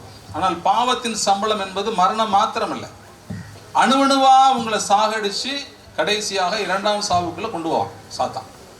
உங்களுடைய வாழ்க்கையை சுக்குநூறா மாற்றி உங்களை கண்ணீருக்கும் கம்பளைக்குமா கொண்டு போய் வேதனையை உங்கள் வாழ்வாய் மாற்றி நீங்கள் அதிலிருந்து தப்பிக்க முடியாதபடி உங்களை ஒரு சூழ்நிலை கைதியாக மாற்றி வாழ்நாள் முழுசும் உங்களை கைதியாக வச்சிருப்பான். அதுதான் அந்த எசாயா புத்தகம் 14ஆம் அதிகாரம் 17ஆம் வசனம் சொல்லுகிறது. Price the Lord, praise the Lord. அப்போ பயம் வருகிறது. இந்த உலகத்துல கடவுளை சந்திக்க பயம் எப்படி வருதுன்னு பார்த்தீங்கன்னா, அந்த முதல் பெற்றோர் செய்த பாவம் மனதுல சிந்தனையில கடவுளுக்கு விரோதமான காரியங்களை கொண்டு வந்தது, பரிசுத்த ஆவியானவரை இழந்தது. அதன் மூலமாக அவருடைய உள்ளத்துல அச்சம் வருகிறது, பயம் வருது, கடவுளை சந்திக்க பயம் வருது. Price the Lord, praise the Lord. இயேசுவே நன்றி. தொடர்ந்து என்ன நடக்கிறது பாருங்க. அடுத்த வசனத்தை வாசிங்க, 11, 12 வாசிங்க. நீ ஆடையின்றி இருக்கின்றாய் என்று உனக்கு சொன்னது யார்? நீ உண்ணக்கூடாது என்று நான் விலக்கிய மரத்திலிருந்து நீ உண்டாயோ என்று கேட்டார். அப்பொழுது அவன், என்னுடன் இருக்கும்படி நீ தந்த அந்த பெண் மரத்தின் கனியை எனக்கு கொடுத்தாள், நானும் உண்டேன் என்றான். ஆண்டவராகிய கடவுள், நீ ஏன் இவ்வாறு செய்தாய் என்று பெண்ணை கேட்க, அதற்கு பெண், பாம்பு என்னை ஏமாற்றியது, நானும் உண்டேன் என்றாள். பாருங்க, இன்னொரு முக்கியமான விஷயத்தை நாம் கற்றுக்கொள்ள போகிறோம். முதல்ல பயம் வருது. பாவம் செய்த உடனே கடவுளை சந்திக்க பயம் வருது. கடவுளிடம் இருந்து மனுஷன் தன்னை தனிமைப்படுத்திக் கொள்றான், ஓடி ஒளிஞ்சுக்கிறான். இரண்டாவது என்ன நடக்கிறது பார்த்தீங்கன்னா, ஆண்டவர் கேட்கிறாரு, ஏப்பா நீ பாவம் செஞ்சுட்டியா அப்படின்னு கேட்குறாரு. ஒருவேளை ஆண்டவரே பாவம் செஞ்சுட்டேன் அப்படின்னு சொல்லியிருந்தா கடவுள் மன்னிச்சு அவனை மறுபடி அதே இடத்துக்கு அவனை இருக்க வச்சிருக்கலாம். ஆனால் இவன் என்ன சொல்றான் பாருங்க, நீர் கொடுத்த இந்த பெண் எனக்கு பழத்தை கொடுத்தா, அதனாலதான் நான் பாவம் செஞ்சேன்னு சொல்றேன். பாவத்தை ஏற்றுக்கொள்ளக்கூடிய மனப்பக்குவம் அவனுக்கு இல்லை. ஏன்னா பரிசுத்த ஆவியை இழந்து போறான். அப்போ அறிவு வந்துருச்சு, அவனுக்கு பெரிய புத்தி வந்துருச்சு, உலக பிரகாரம் அறிவு வந்துருச்சு. அப்ப என்ன நினைக்கிறான் அப்படின்னு பாத்தீங்கன்னா, கடவுள் எனக்கு தேவையில்லை, நான் ஒரு தனி வழியை சுதந்திரிச்சு கொள்வேன்னு நினைக்கிறான். அவனுக்கு அந்த மறுபடி கடவுளோட ஒப்புரவாகணும்ன்ற எண்ணமே வரல. என்ன சொல்றான், நீர் கொடுத்த பெண் இந்த பாவத்தை எனக்கு செய்ய சொன்னா, நான் பாவம் செய்யல, நீர் தானே உருவாக்குன இந்த பொண்ணை, இந்த பொண்ணு தான் எனக்கு பாவம் செய்ய தூண்டுதான், நான் பாவம் செய்யலன்னு சொல்றேன். அந்த பொண்ணு என்ன சொல்றா, அவளாவது நான் தெரியாம செஞ்சுட்டேன்னு சொல்லலாம், அப்படின்னு சொல்லல. அவன் என்ன சொல்றா, பாம்பு என்ன ஏமாத்துச்சு. இந்த உலகத்துல நீங்களும் நானும் ஒவ்வொரு நாளும் செய்யற காரியம் இதுதான். ஒருத்தர் நம்ம விட்டு கொடுக்கறதே இல்லை. தப்பு செஞ்சாலும் என்ன பண்றோம், நான் தப்பு செய்யல, அவன் தப்பு செஞ்சான்னு சொல்றோம். மிக அழகான ஒரு வசனம் இருக்கிறது, வாசிங்கள். எரேமியாவின் புத்தகம் 8ஆம் அதிகாரம் 4 - 6 வசனங்கள். எரேமியாவின் புத்தகம் 8ஆம் அதிகாரம் 4 - 6 வசனங்கள். நீ அவர்களுக்கு சொல்ல வேண்டியது, ஆண்டவர் கூறுவது இதுவே, விழுந்தவன் எழுவதில்லையா? மிக நல்ல வசனம், கொஞ்சம் கவனிச்சு கேளுங்க. விழுந்து போன ஒருத்தர் எந்திரிக்காம இருக்கிறமா? நீங்க எந்திரிக்காம இருக்கிறீங்களா? விழுந்தே கிடக்குறீங்களா? தூங்கி இருந்தா கூட முடிச்சிருங்க. தூங்கி இருந்தா கூட முடிச்சிருக்கீங்களம்மா, விழுந்தா கூட இருந்துச்சுறாங்கல்ல. வாசிங்க, அடுத்து வாசிங்க. பிரிந்து சென்றவன் திரும்பி வருவதில்லையா? போன பிள்ளைங்க எல்லாம் திரும்பி வர்றதில்லையா? ஏன் இந்த எருசலேமின் மக்கள் என்றென்றைக்கும் என்னை விட்டு விலகி பொய்யை பற்றிக் கொண்டு நிற்கின்றார்கள்? பாருங்க, பொய்ன்னு தெரியுது, கடவுள் மட்டும்தான் உண்மையானவரும் தெரியுது. ஆனாலும் இந்த இஸ்ரேல் மக்கள் கடவுளுடைய குணம் என்ன நினைக்கிறாங்கன்னு பாத்தீங்கன்னா, பொய்யை பற்றி கொண்டு உண்மையை வேணாம்னு சொல்லி தள்ளி விடுறான். தொடர்ந்து வாசிக்க. ஏன் திரும்பி வர மறுக்கின்றார்கள்? ஏன் திரும்பி வர மறுக்கிறார்கள்? அவங்க மனசுல திரும்பி வரணும் ஆசையே இல்ல. நான் செவி சாய்த்தேன், உச்சி கேட்டேன், அவர்கள் சரியானதை சொல்லவில்லை, நான் என்ன செய்து விட்டேன் என்று கூறுகிறார்களே அன்றி எவருமே தம் தீச்செயலுக்காக வருந்தவில்லை. பாருங்க, ஆண்டவர் ரொம்ப அழகா சொல்றாரு வசனத்தை. என்ன அழகா சொல்றாரு பாத்தீங்கன்னா, யாருமே நான் தவறு செய்துட்டேன்னு சொல்லவே இல்லை. தவறு செய்யறாங்க, ஆனா சொல்றாங்க, நான் என்ன தவறு செஞ்சுட்டேன், நான் என்ன தவறு செஞ்சுட்டேன், அவன் செய்யலையா, இவன் செய்யலையா, நான் மட்டும் செஞ்சா தப்பா? நீ செஞ்சா தப்பு தான். ஏன்னா நீ கடவுளுடைய பிள்ளை. Price the Lord. அவன் செஞ்சா தப்பு இல்லை, இவன் செஞ்சா தப்பு இல்லை, ஆனால் நீ செய்தா தப்பு, நான் செய்தா தப்பு. நான் கடவுளுடைய பிள்ளை, நான் பரிசுத்தமாய் வாழ அழைக்கப்பட்டிருக்கிறேன். மற்ற மதத்துக்கு அந்த அழைப்பு கிடையாது, அவங்க பரிசுத்தமான அவசியம் இல்லை. அவங்க என்ன சொல்லுவாங்கன்னா, நான் தீட்டா இருந்தா நான் அந்த கோயிலுக்கு போனேன்னா என்னுடைய தீட்டு அந்த சாமியை பத்திக்குன்னு சொல்லுவாங்க. Price the Lord. அவங்க சாமி அப்படி, என் சாமி அப்படி இல்லை. என் சாமி என்னை பரிசுத்தப்படுத்தும், அவங்க சாமிகிட்ட என்னுடைய தீட்டு அவங்க தீட்டுப்படுத்தும். வித்தியாசத்தை புரிந்து கொள்ளும். Price the Lord, praise the Lord. இயேசுவே நன்றி, இயேசுவே நன்றி. அப்போ எரேமியா புத்தகத்துல ரொம்ப அழகான ஒரு காரியத்தை ஆண்டவர் சொல்றார். என்ன சொல்றாரு பாத்தீங்கன்னா, பிரிந்து போனவன் மறுபடியும் திரும்பி வர்றது இல்லையா, கீழே விழுந்தவன் எந்திரிக்கிறது இல்லையா, ஏன் இந்த மக்கள் பொய்ன்னு தெரிஞ்சே பொய்யை பிடிச்சிட்டு இருக்கிறாங்க, ஏன் என்கிட்ட வர மறுக்கிறார்கள், ஏன் செய்த தவறை அவங்க நினைச்சு நான் தவறு செய்துட்டு ஒத்துக்கிறது இல்லை, நான் என்ன செய்துட்டேன்னு கேட்கிறாங்களே தவிர செய்த தவறுக்காக யாரும் மனம் வருந்துவதில்லை. Praise the Lord. Praise the Lord. அப்ப இந்த குறையை சொல்ற போக்கு, பாவத்தை நியாயப்படுத்துகிற போக்கு, நான் என்ன பெருசா செஞ்சிட்டேன்னு சொல்லி தன்னைத்தானே நியாயவாதியாய் காட்டிக் கொள்கிற போக்கு எப்போ வளர்ந்துச்சுன்னா, எப்போ முதல் பெற்றோர் பரிசுத்த ஆவியானவரை இழந்து போனாங்களோ, எப்போ தம்முடைய உள்ளத்துல கடவுளுக்கு விரோதமான காரியங்களுக்கு இடம் கொடுத்தார்களோ, அப்பொழுது அது தோன்றியது. இன்று வரையிலும் அது ஒரு சாபமாய் இந்த மக்கள் மேல விழுந்திருக்கிறது. வீட்டில் கணவன் சொல்றதை மனைவி கேட்கறது இல்லை, மனைவி சொல்றதை கணவன் கேட்கறது இல்லை, பிள்ளைங்க சொல்றதை பெற்றோர் கேட்கறது இல்லை, பெற்றோர் சொல்றதை பிள்ளைகள் கேட்கறது. அவங்கவுங்க தவிர அவங்கவுங்க நியாயப்படுத்துறாங்க. நான் ஏன் கேட்கணும், அப்பா ஒழுங்கா, அம்மா ஒழுங்கா, பிள்ளைங்க ஒழுங்கா, மாத்தி மாத்தி குறை சொல்லிக்கிட்டே இருக்க வேண்டியது. இது என்ன தீர்வு? தீர்வே கிடையாது. உங்க குடும்பத்துல மாத்தி மாத்தி குறை சொல்லிக்கிட்டே இருந்தா தீர்வு என்ன இருக்குது? என்றைக்கு அந்த தீர்வு கிடைக்கும்? என்னைக்குமே கிடைக்காது. கடைசி வரையில் நம்ம குறை சொல்லிக்கிட்டே இருக்க வேண்டியதான். Praise the Lord. Praise the Lord. இயேசுவே நன்றி, இயேசுவே நன்றி, இயேசுவே நன்றி. அடுத்து வாசிங்க. போர்க்களத்தில் பாய்ந்தோடும் குதிரை போல. இல்லம்மா, தொடக்கம் 3ஆம் அதிகாரம் 13 வாசி. 13 வாசி. ஆண்டவராகிய கடவுள் பாம்பிடம், நீ இவ்வாறு செய்ததால் கால்நடைகள், காட்டு விலங்குகள் அனைத்திலும் சபிக்கப்பட்டிருப்பாய். இன்னொரு வசனத்தை நான் சொல்றேன். எரேமியா புத்தகம் 2ஆம் அதிகாரம் 13வது வசனம் 14வது வசனம். இன்னொரு முக்கியமான வசனம்.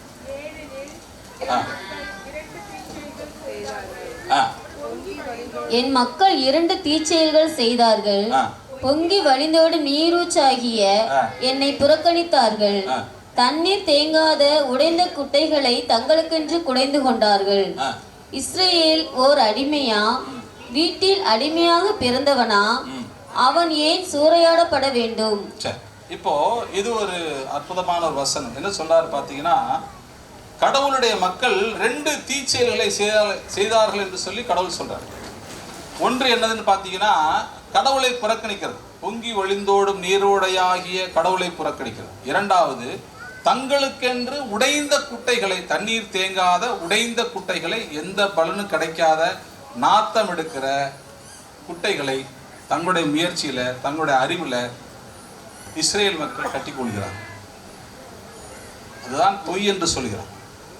என்னுடைய அறிவுல, என்னுடைய புத்தியில, நானே என்னுடைய தேவை இது போதும், எனக்கு கடவுள் வேண்டாம் அப்படின்னு சொல்லி அவரை புறக்கணிச்சு நான் எனக்கென்று குட்டைகளை கட்டிக்கொள்கிற அந்த காரியம், கடவுள்கிட்ட திரும்ப மறுக்கிற காரியம். Praise the Lord. Praise the Lord.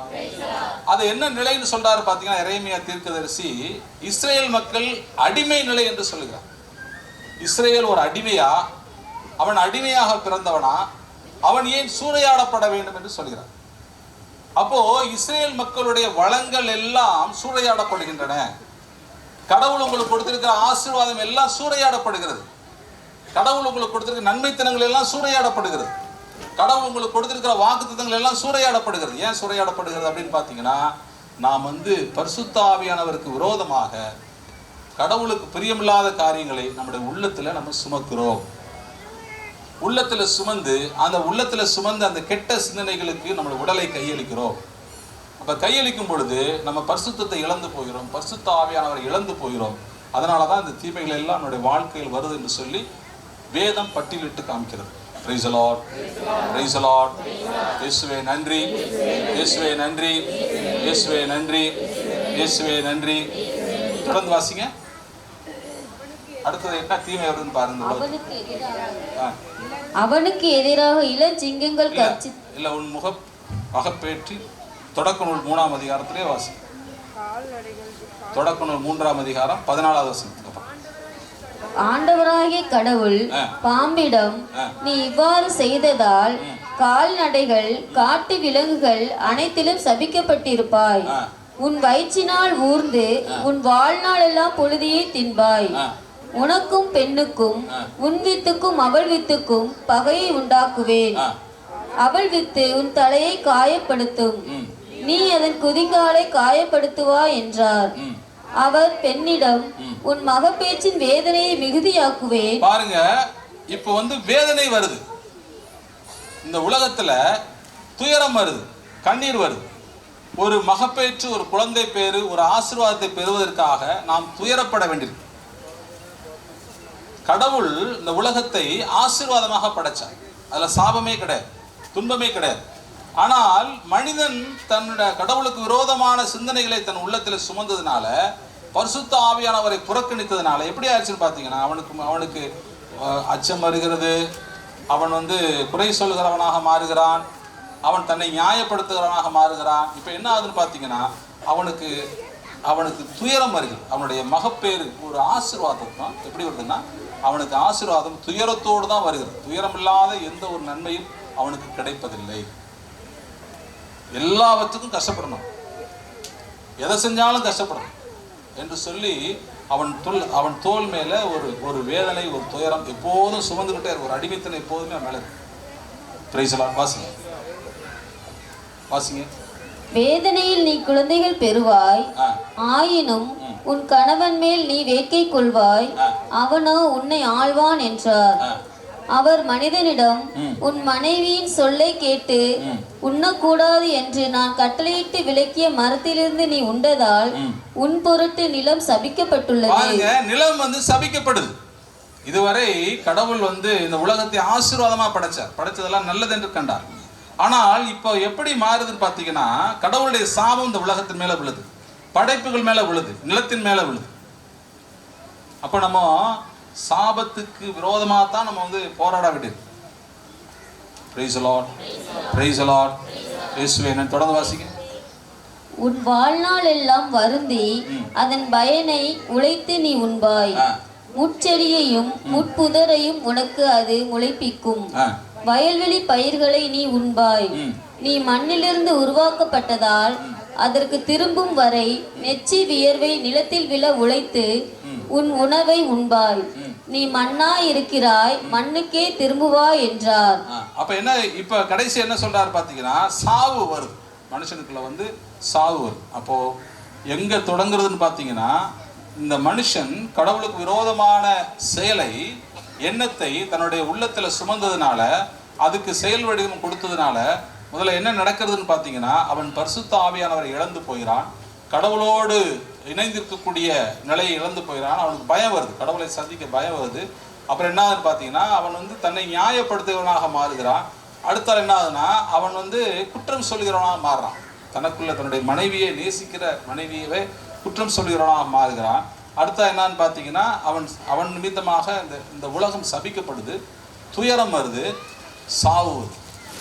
கடைசியாக 23வது வசனத்தில் என்ன வரும்னு பார்த்தீங்கன்னா, அவனை கடவுள் அந்த ஏதேன் தோட்டத்தை விட்டு தள்ளி விட்டுறாரு. அப்போ கடவுள் முன் என்றென்றும் நிற்க முடியாதபடி தள்ளி விடுறாரு. அது 2ஆம் சாவு.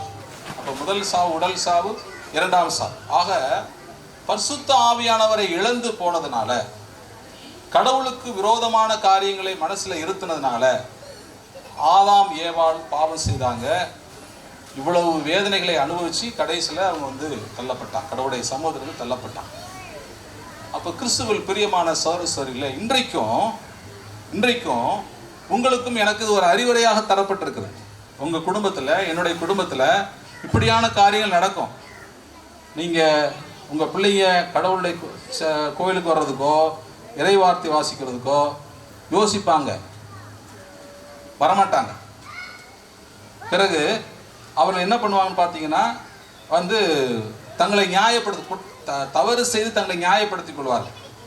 குறை சொல்கிறவர்களாக இருப்பாங்க, சாபத்துக்கு உள்ளாகிறவர்களாக இருப்பாங்க, துன்பத்துக்கு உள்ளாகிறவங்களாக இருப்பாங்க, சாவுக்குள்ளாகிறாங்க, அதீத சாவுக்கு, அதாவது என்ன சொல்றது, திடீர் சாவுக்கு உள்ளாகிறாங்க. இதெல்லாம் நடக்கும். இதெல்லாம் நாம் கடவுளுக்கு விரோதமான காரியங்களை, கடவுளுக்கு எதிரான காரியங்களை நம்முடைய உள்ளத்தில் சுமப்பதனால, பரிசுத்த ஆவியானவர் புறக்கணிப்பதனால நமக்கு ஏற்படுகிற, நமக்கு நாமே தேடிக்கொள்கிற, என்ன சொல்றது பார்த்தீங்கன்னா, எரேமியா 8ஆம் அதிகாரம் 6ஆம் வசனத்தில், நான் என்ன தவறு செய்துட்டேன்னு சொல்றாங்களே தவிர செய்த தவறுக்காக வருந்துவதில்லை என்று சொல்லப்படுற வசனத்தின்படியாக நமக்கு நாமே தேடிக்கொள்கிற வேதனை தான் இந்த காரியங்கள்.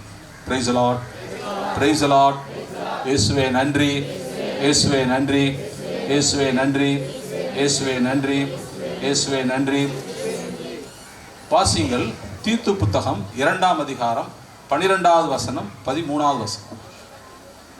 தீத்து 2ஆம் அதிகாரம் 12வது வசனம் 13வது வசனம். நாம் இறைப்பற்றின்மையையும் உலகு சார்ந்த தீய நாட்டங்களையும் மறுத்து கட்டுப்பாட்டுடனும் நேர்மையுடனும் இறைப்பற்றுடனும் இம்மையில் வாழ இவ்வருளால் பயிற்சி பெறுகிறோம். இப்போ நாம் வாசிச்சோம், இயேசு கிறிஸ்து தான் அருள் என்று வாசிச்சோம், கிருபை என்று வாசிச்சோம். அப்போ இந்த வசனம் என்ன சொல்லுதுன்னு பார்த்தீங்கன்னா, நாம் இறை பற்றின்மையும் உலகு சார்ந்த தீய நாட்டங்களையும் மறுத்து கட்டுப்பாடுடனும் இறை பற்றுடனும் இம்மையில் வாழ இவ்வருளால் பயிற்சி பெறுகிறோம் என்று சொல்லி அந்த வசனம் சொல்லி. அப்போ இயேசு கிறிஸ்து என்னும் அருள், இயேசு கிறிஸ்து என்னும் கிருபை எப்படி நமக்கு இந்த பயணத்தில் நாம் வாசித்தோம். கடல் எப்படி தன்னை பிளந்து இஸ்ரேல் மக்களுக்கு வழியாய் அமைந்ததோ, எப்படி கோவிலின் திருச்சிலை கிழிந்து எப்படி சாதாரண மக்களாகிய என்னை கடவுளுடைய குருவாய் உயர்த்தினதோ, பரிசுத்தமாக கிறிஸ்துவோடு இணைந்து பலி செலுத்தக்கூடிய குருவாய் மாற்றினதோ, அதே மாதிரி இப்போ இந்த சூழலில், இப்போ இந்த நம்ம வாசித்து கொண்டிருக்கிற இந்த சூழலில் என்ன நடக்கிறது அப்படின்னு பார்த்தீங்கன்னா, வாசிங்க, மறுபடியும் வாசிங்க. நாம் இறைப்பற்றின்மையையும் உலகு சார்ந்த தீய நாட்டங்களையும் மறுத்து கட்டுப்பாட்டுடனும் நேர்மையுடனும் இறை பற்றுடனும் இம்மையில் வாழ இவ்வருளால் பயிற்சி பெறுகிறோம். அப்ப இயேசு கிறிஸ்து நமக்கு பயிற்சி கொடுக்கிறார். நம்ம கட்டுப்பாட்டுடனும் இறை பற்றுடனும் இந்த உலகத்துல வாழ்வதற்கு இயேசு கிறிஸ்து கற்றுக் கொடுக்கிறார். எப்படி கற்றுக் கொடுக்கிறார் அப்படின்னு பார்த்தீங்கன்னா, ஒரு முக்கியமான ஒரு விஷயத்தை நான் சொல்வேன். உங்களுக்கு எப்படி சொல்வேன்னு பார்த்தீங்கன்னா, இயேசு கிறிஸ்து ஒரு அற்புதமான ஒரு கடவுள். அவர் இந்த உலகத்தில் பிறக்கும் பொழுது என்ன நடக்குதுன்னு பார்த்தீங்கன்னா, அவர் கடவுள் மனிதனாக பிறக்கிறார். அதுதான் கிருபை. தன்னுடைய ஸ்தானத்திலிருந்து இறங்கி வர்றார். கிருபை. மனிதனாக வாழ்கிறார், மனிதனாக சாகிறார். அப்புறம் உயிர்த்ததுக்கு அப்புறம் கடவுளுடைய மகனாக அவர் செயல்படுகிறார். இதில் 2 விஷயங்களை நீங்கள் கவனிக்க வேண்டும். ஒன்று, இயேசு கடவுளாயும் இருக்கிறார், மனிதனாயும் இருக்கிறார். மனிதனாய் எதுக்கு இருக்கிறாருன்னு பார்த்தீங்கன்னா, மனிதனாய் எதுக்கு பிறந்தாரு, எதுக்கு வாழ்ந்தாரு, எதுக்கு மரிச்சாருன்னு பார்த்தீங்கன்னா, அவர் மனிதனாய் பிறந்து மனிதனாய் வாழ்ந்து மனிதனுடைய பலவீனங்களை அவர் உணர்ந்து கொண்டார், மனிதனுடைய கஷ்டங்களை அவர் புரிந்து கொண்டார், மனிதனுடைய போராட்டங்களை அவர் அனுபவிச்சார். அந்த போராட்டம் எதுக்கு வருது அப்படின்னு அவருக்கு தெரிஞ்சது. ஏன் இந்த மனுஷன் பாவம் செய்தான் என்பது புரிந்ததுனால எப்படி இயேசு இந்த மனிதனா இருந்த காரியங்களை புரிகிறான்னு பார்த்தீங்கன்னா, நம்முடைய பலவீனத்தை புரிந்து கொள்ளுமாறு அவர் மனிதனாக இருக்கிறார். Price the Lord, praise the Lord, praise the Lord.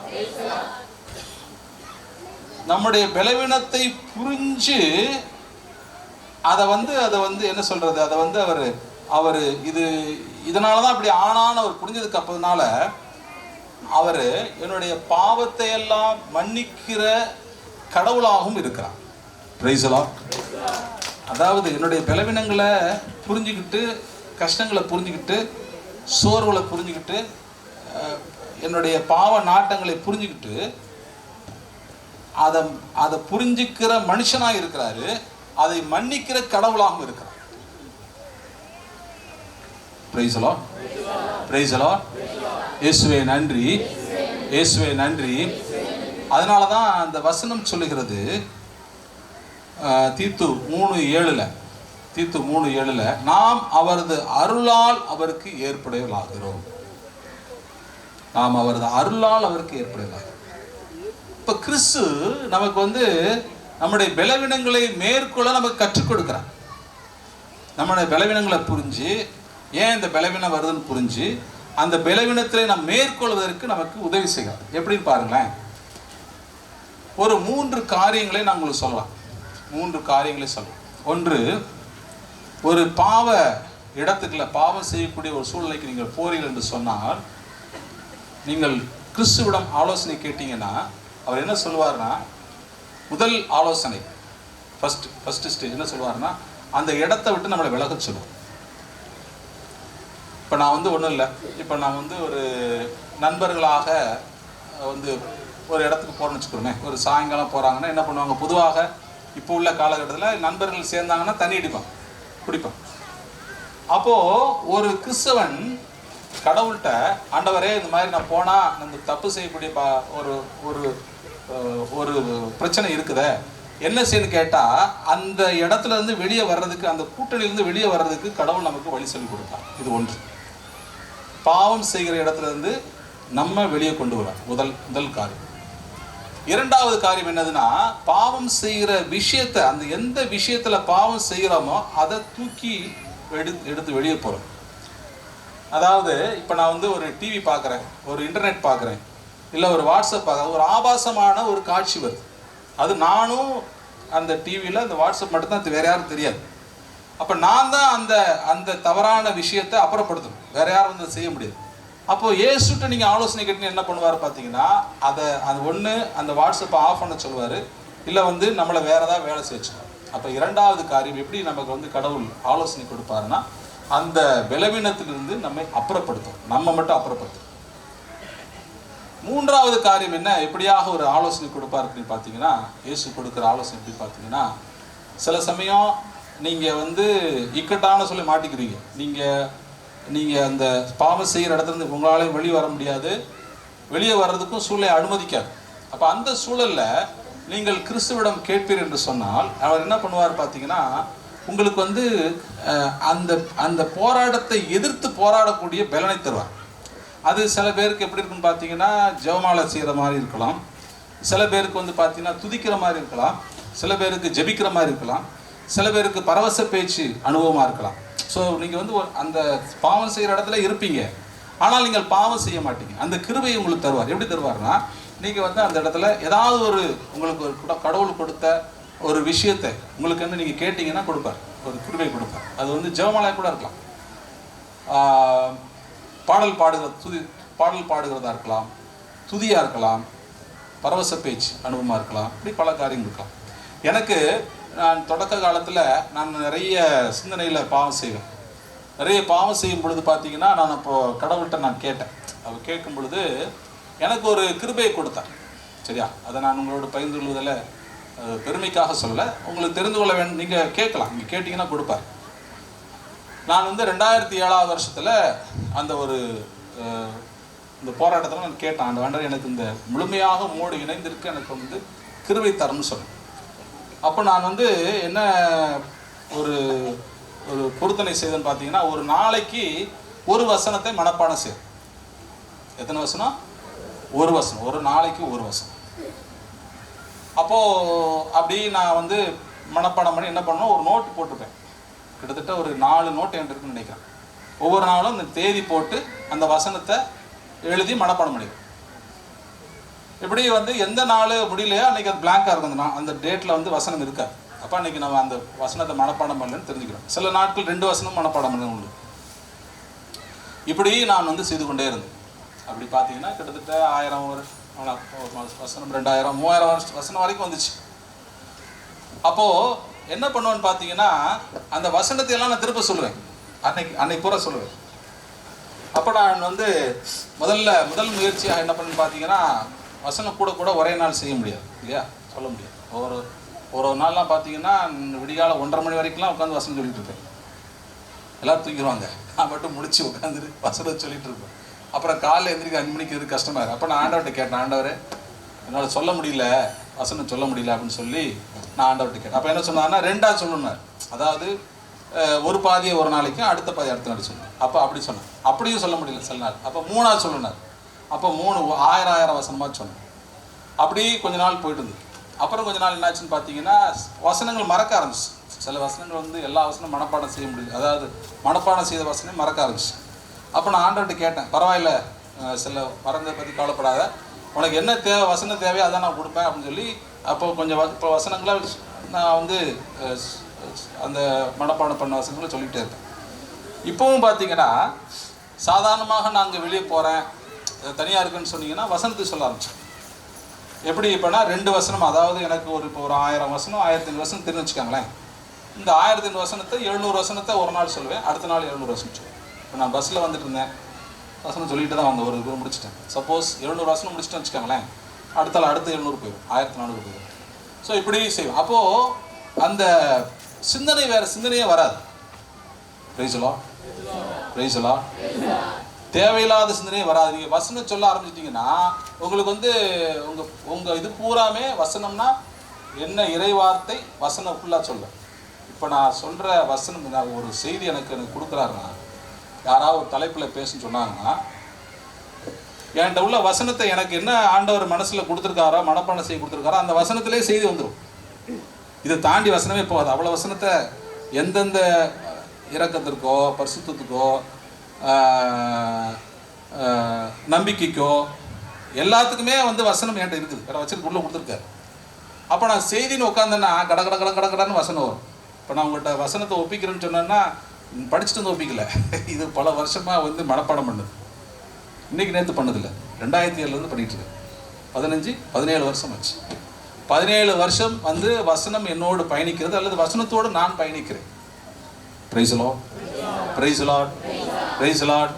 நான் பெரிய பரிசுத்தவான், ரொம்ப யோக்கியமானவன்றனால எனக்கு அந்த கிருபையை கொடுக்கல. உங்களுக்கும் கொடுப்பேன், உங்களுக்கு அந்த கிருபையை கொடுப்பேன், உங்களுக்கும் அந்த மாதிரி ஒரு சிலாக்கியத்தை கொடுப்பேன். நிறைய புதிது, அதாவது எப்படி இந்த பாவத்தை மேற்கொள்வது, எப்படி பரிசுத்தமாய் வாழ்வது, இந்த பரிசுத்த பயணத்தில் என்ன செஞ்சால் நம்ம சாத்தானுடைய பிடியில் சிக்கிக்க மாட்டோம். முக்கியமாக இந்த சிந்தனையில் சாத்தானுக்கு இடம் கொடுக்கூடாது. அப்போ சிந்தனை முழுசும் கிறிஸ்துவுக்கு அடிபணிணும். அந்த மனித எண்ணங்கள் யாவும் கிறிஸ்துவின் கட்டுப்பாட்டுக்குள் வருமாறு கட்டாயப்படுத்துகிறேன் என்று சொல்லி பவுல் எழுதின அந்த வசனத்தை போல, அப்போது என்னுடைய சிந்தனை முழுசுமே கடவுளுடைய கட்டுப்பாட்டுக்குள்ள இருக்கிறதை தவிர வேற சிந்தனை போகக்கூடாது. சிந்தனை போக விட்டேன்னா ஒரு சின்ன இணுக்கு போதும். இந்த சாத்தானை வந்து எப்படி சொல்லுவான்னு பார்த்தீங்கன்னா, தேரை மாதிரி சொல்லுவான். தேரை கேள்விப்பட்டிருக்கீங்களா? தேரை பார்த்துருக்கீங்களா? பார்த்துருக்கீங்க. தேரை எப்படி உருவாகுது? தேரை முதல்ல வந்து என்னன்னு பார்த்தீங்கன்னா, ஒரு பாறை இருக்குன்னு வச்சுக்கோமே, ஒரு சின்ன ஒரு ஹேர்லைன், ஒரு சின்ன கிராக் இருக்கும், ஹேர்லைன் கிராக்னு சொல்லுவாங்க. அது வழியாக தண்ணி போகும் உள்ள. தண்ணி வந்து அந்த பாறைக்குள்ளேயே அதுக்குள்ளே போகும். அந்த அந்த தேரை வந்து அந்த தண்ணியில் உள்ள நுண்கிருமின் மூலமாக உருவாகி பெருசாக இது அப்படி பெருசாகி அதை வந்து அந்த கல்லை வந்து தேய்ச்சி தேய்ச்சி தேய்ச்சி வெளியே வரும். அப்போது அதை மாதிரி தான் பாவமும். நீங்கள் அதுக்கு ஒரு சின்ன இடம் கொடுத்தா போதும். ஒரு சின்ன தண்ணி போகிற அளவு நீங்கள் வந்து வழி கொடுத்துட்டிங்கன்னா போதும். அந்த வழியிலே போய் அவன் உங்கள் இருதயத்துக்குள்ளே உட்காந்து பெருசாகி அந்த இருதயத்தை தேய்ச்சி வெளியே வந்துடும். வந்து உங்கள் உடலை ஆட்கொள்ள ஆரம்பிச்சிடுவான். உடலை வந்து என்னோட கண்ட்ரோலில் கொண்டு. Praise the Lord. Praise the Lord. இயேசுவே நன்றி, இயேசுவே நன்றி, இயேசுவே நன்றி, இயேசுவே நன்றி. அப்போ வசனம் என்ன சொல்? மறுபடியும் இந்த வசனத்தை வாசிங்க. 2 கொரிந்தியர் புத்தகம் 10ஆம் அதிகாரம் 3 to 5.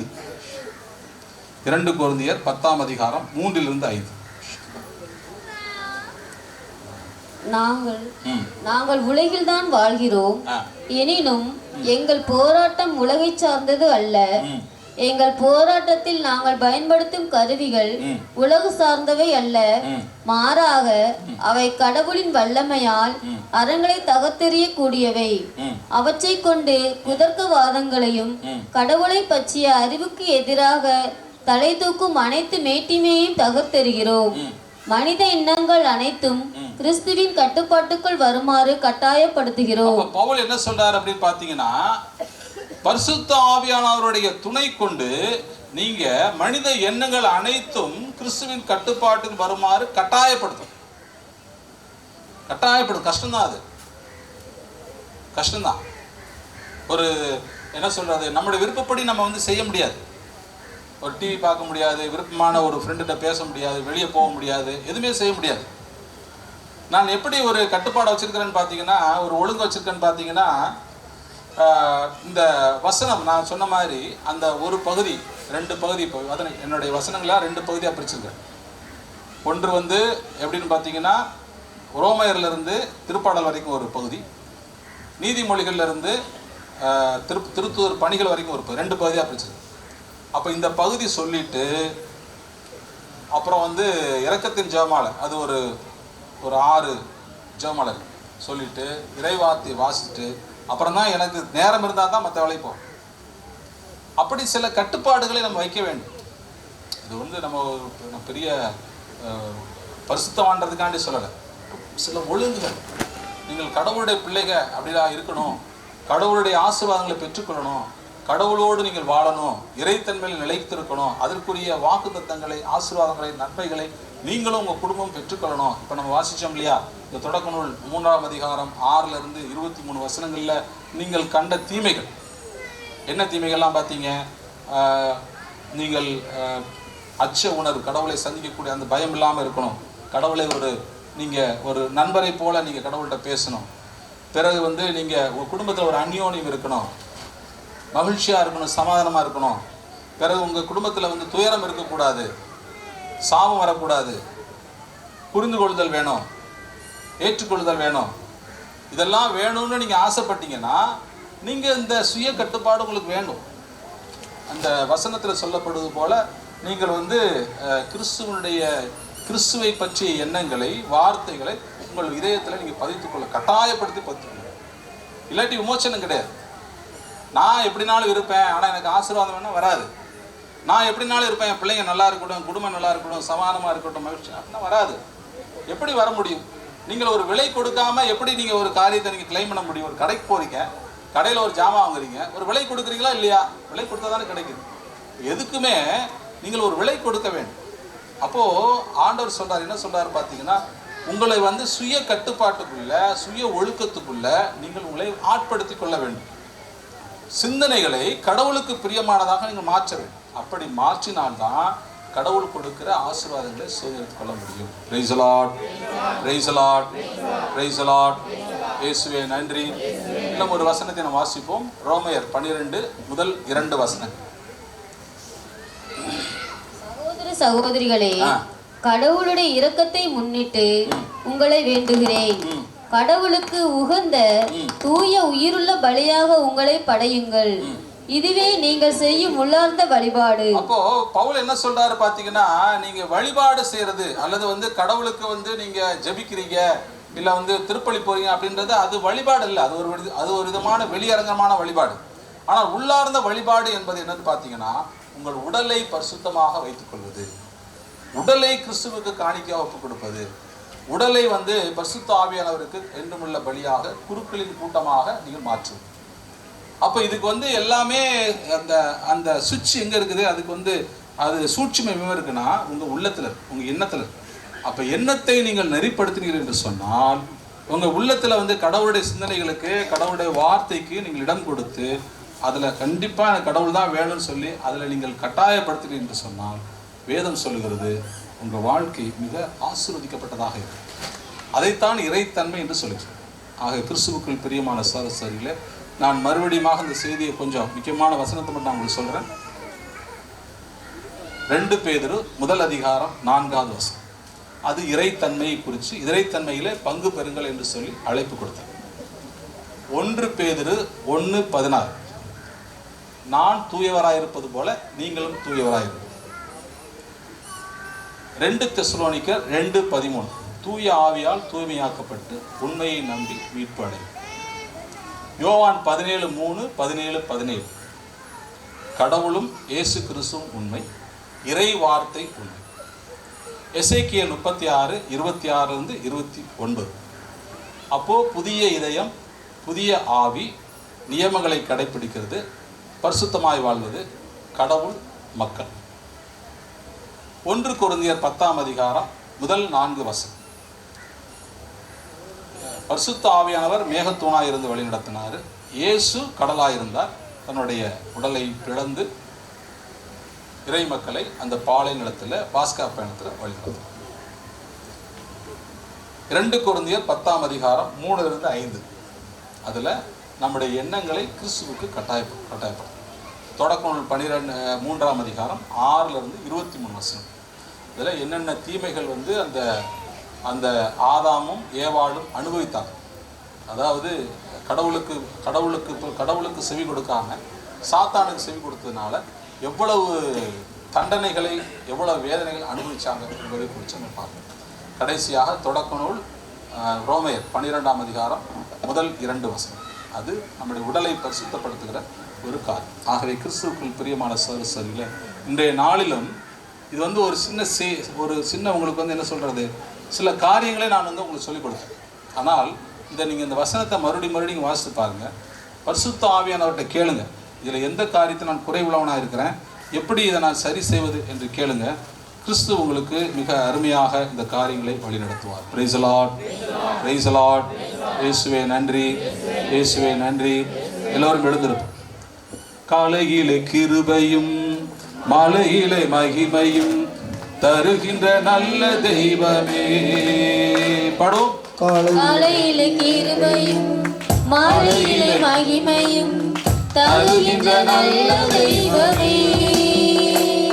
தாய் மறந்தாலும் மறப்பதில்லையே, தந்தை வெறுப்பாலும் வெறுப்பதில்லையே, தாய் மறந்தாலும் மறப்பதில்லையே, தந்தை வெறுத்தாலும் வெறுப்பதில்லையே.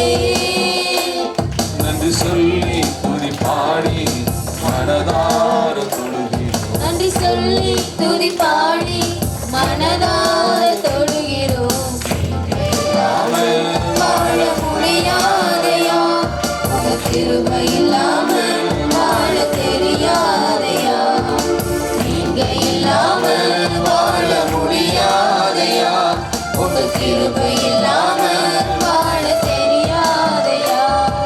இயேசுவே என் தங்கமானவரே, இயேசுவே என் துணையாளரே, இயேசுவே என் எஜமானரே, இயேசுவே என் துணையாளரே, நீங்க இல்லாமல் வாழ முடியாதையா, உங்க கிருபை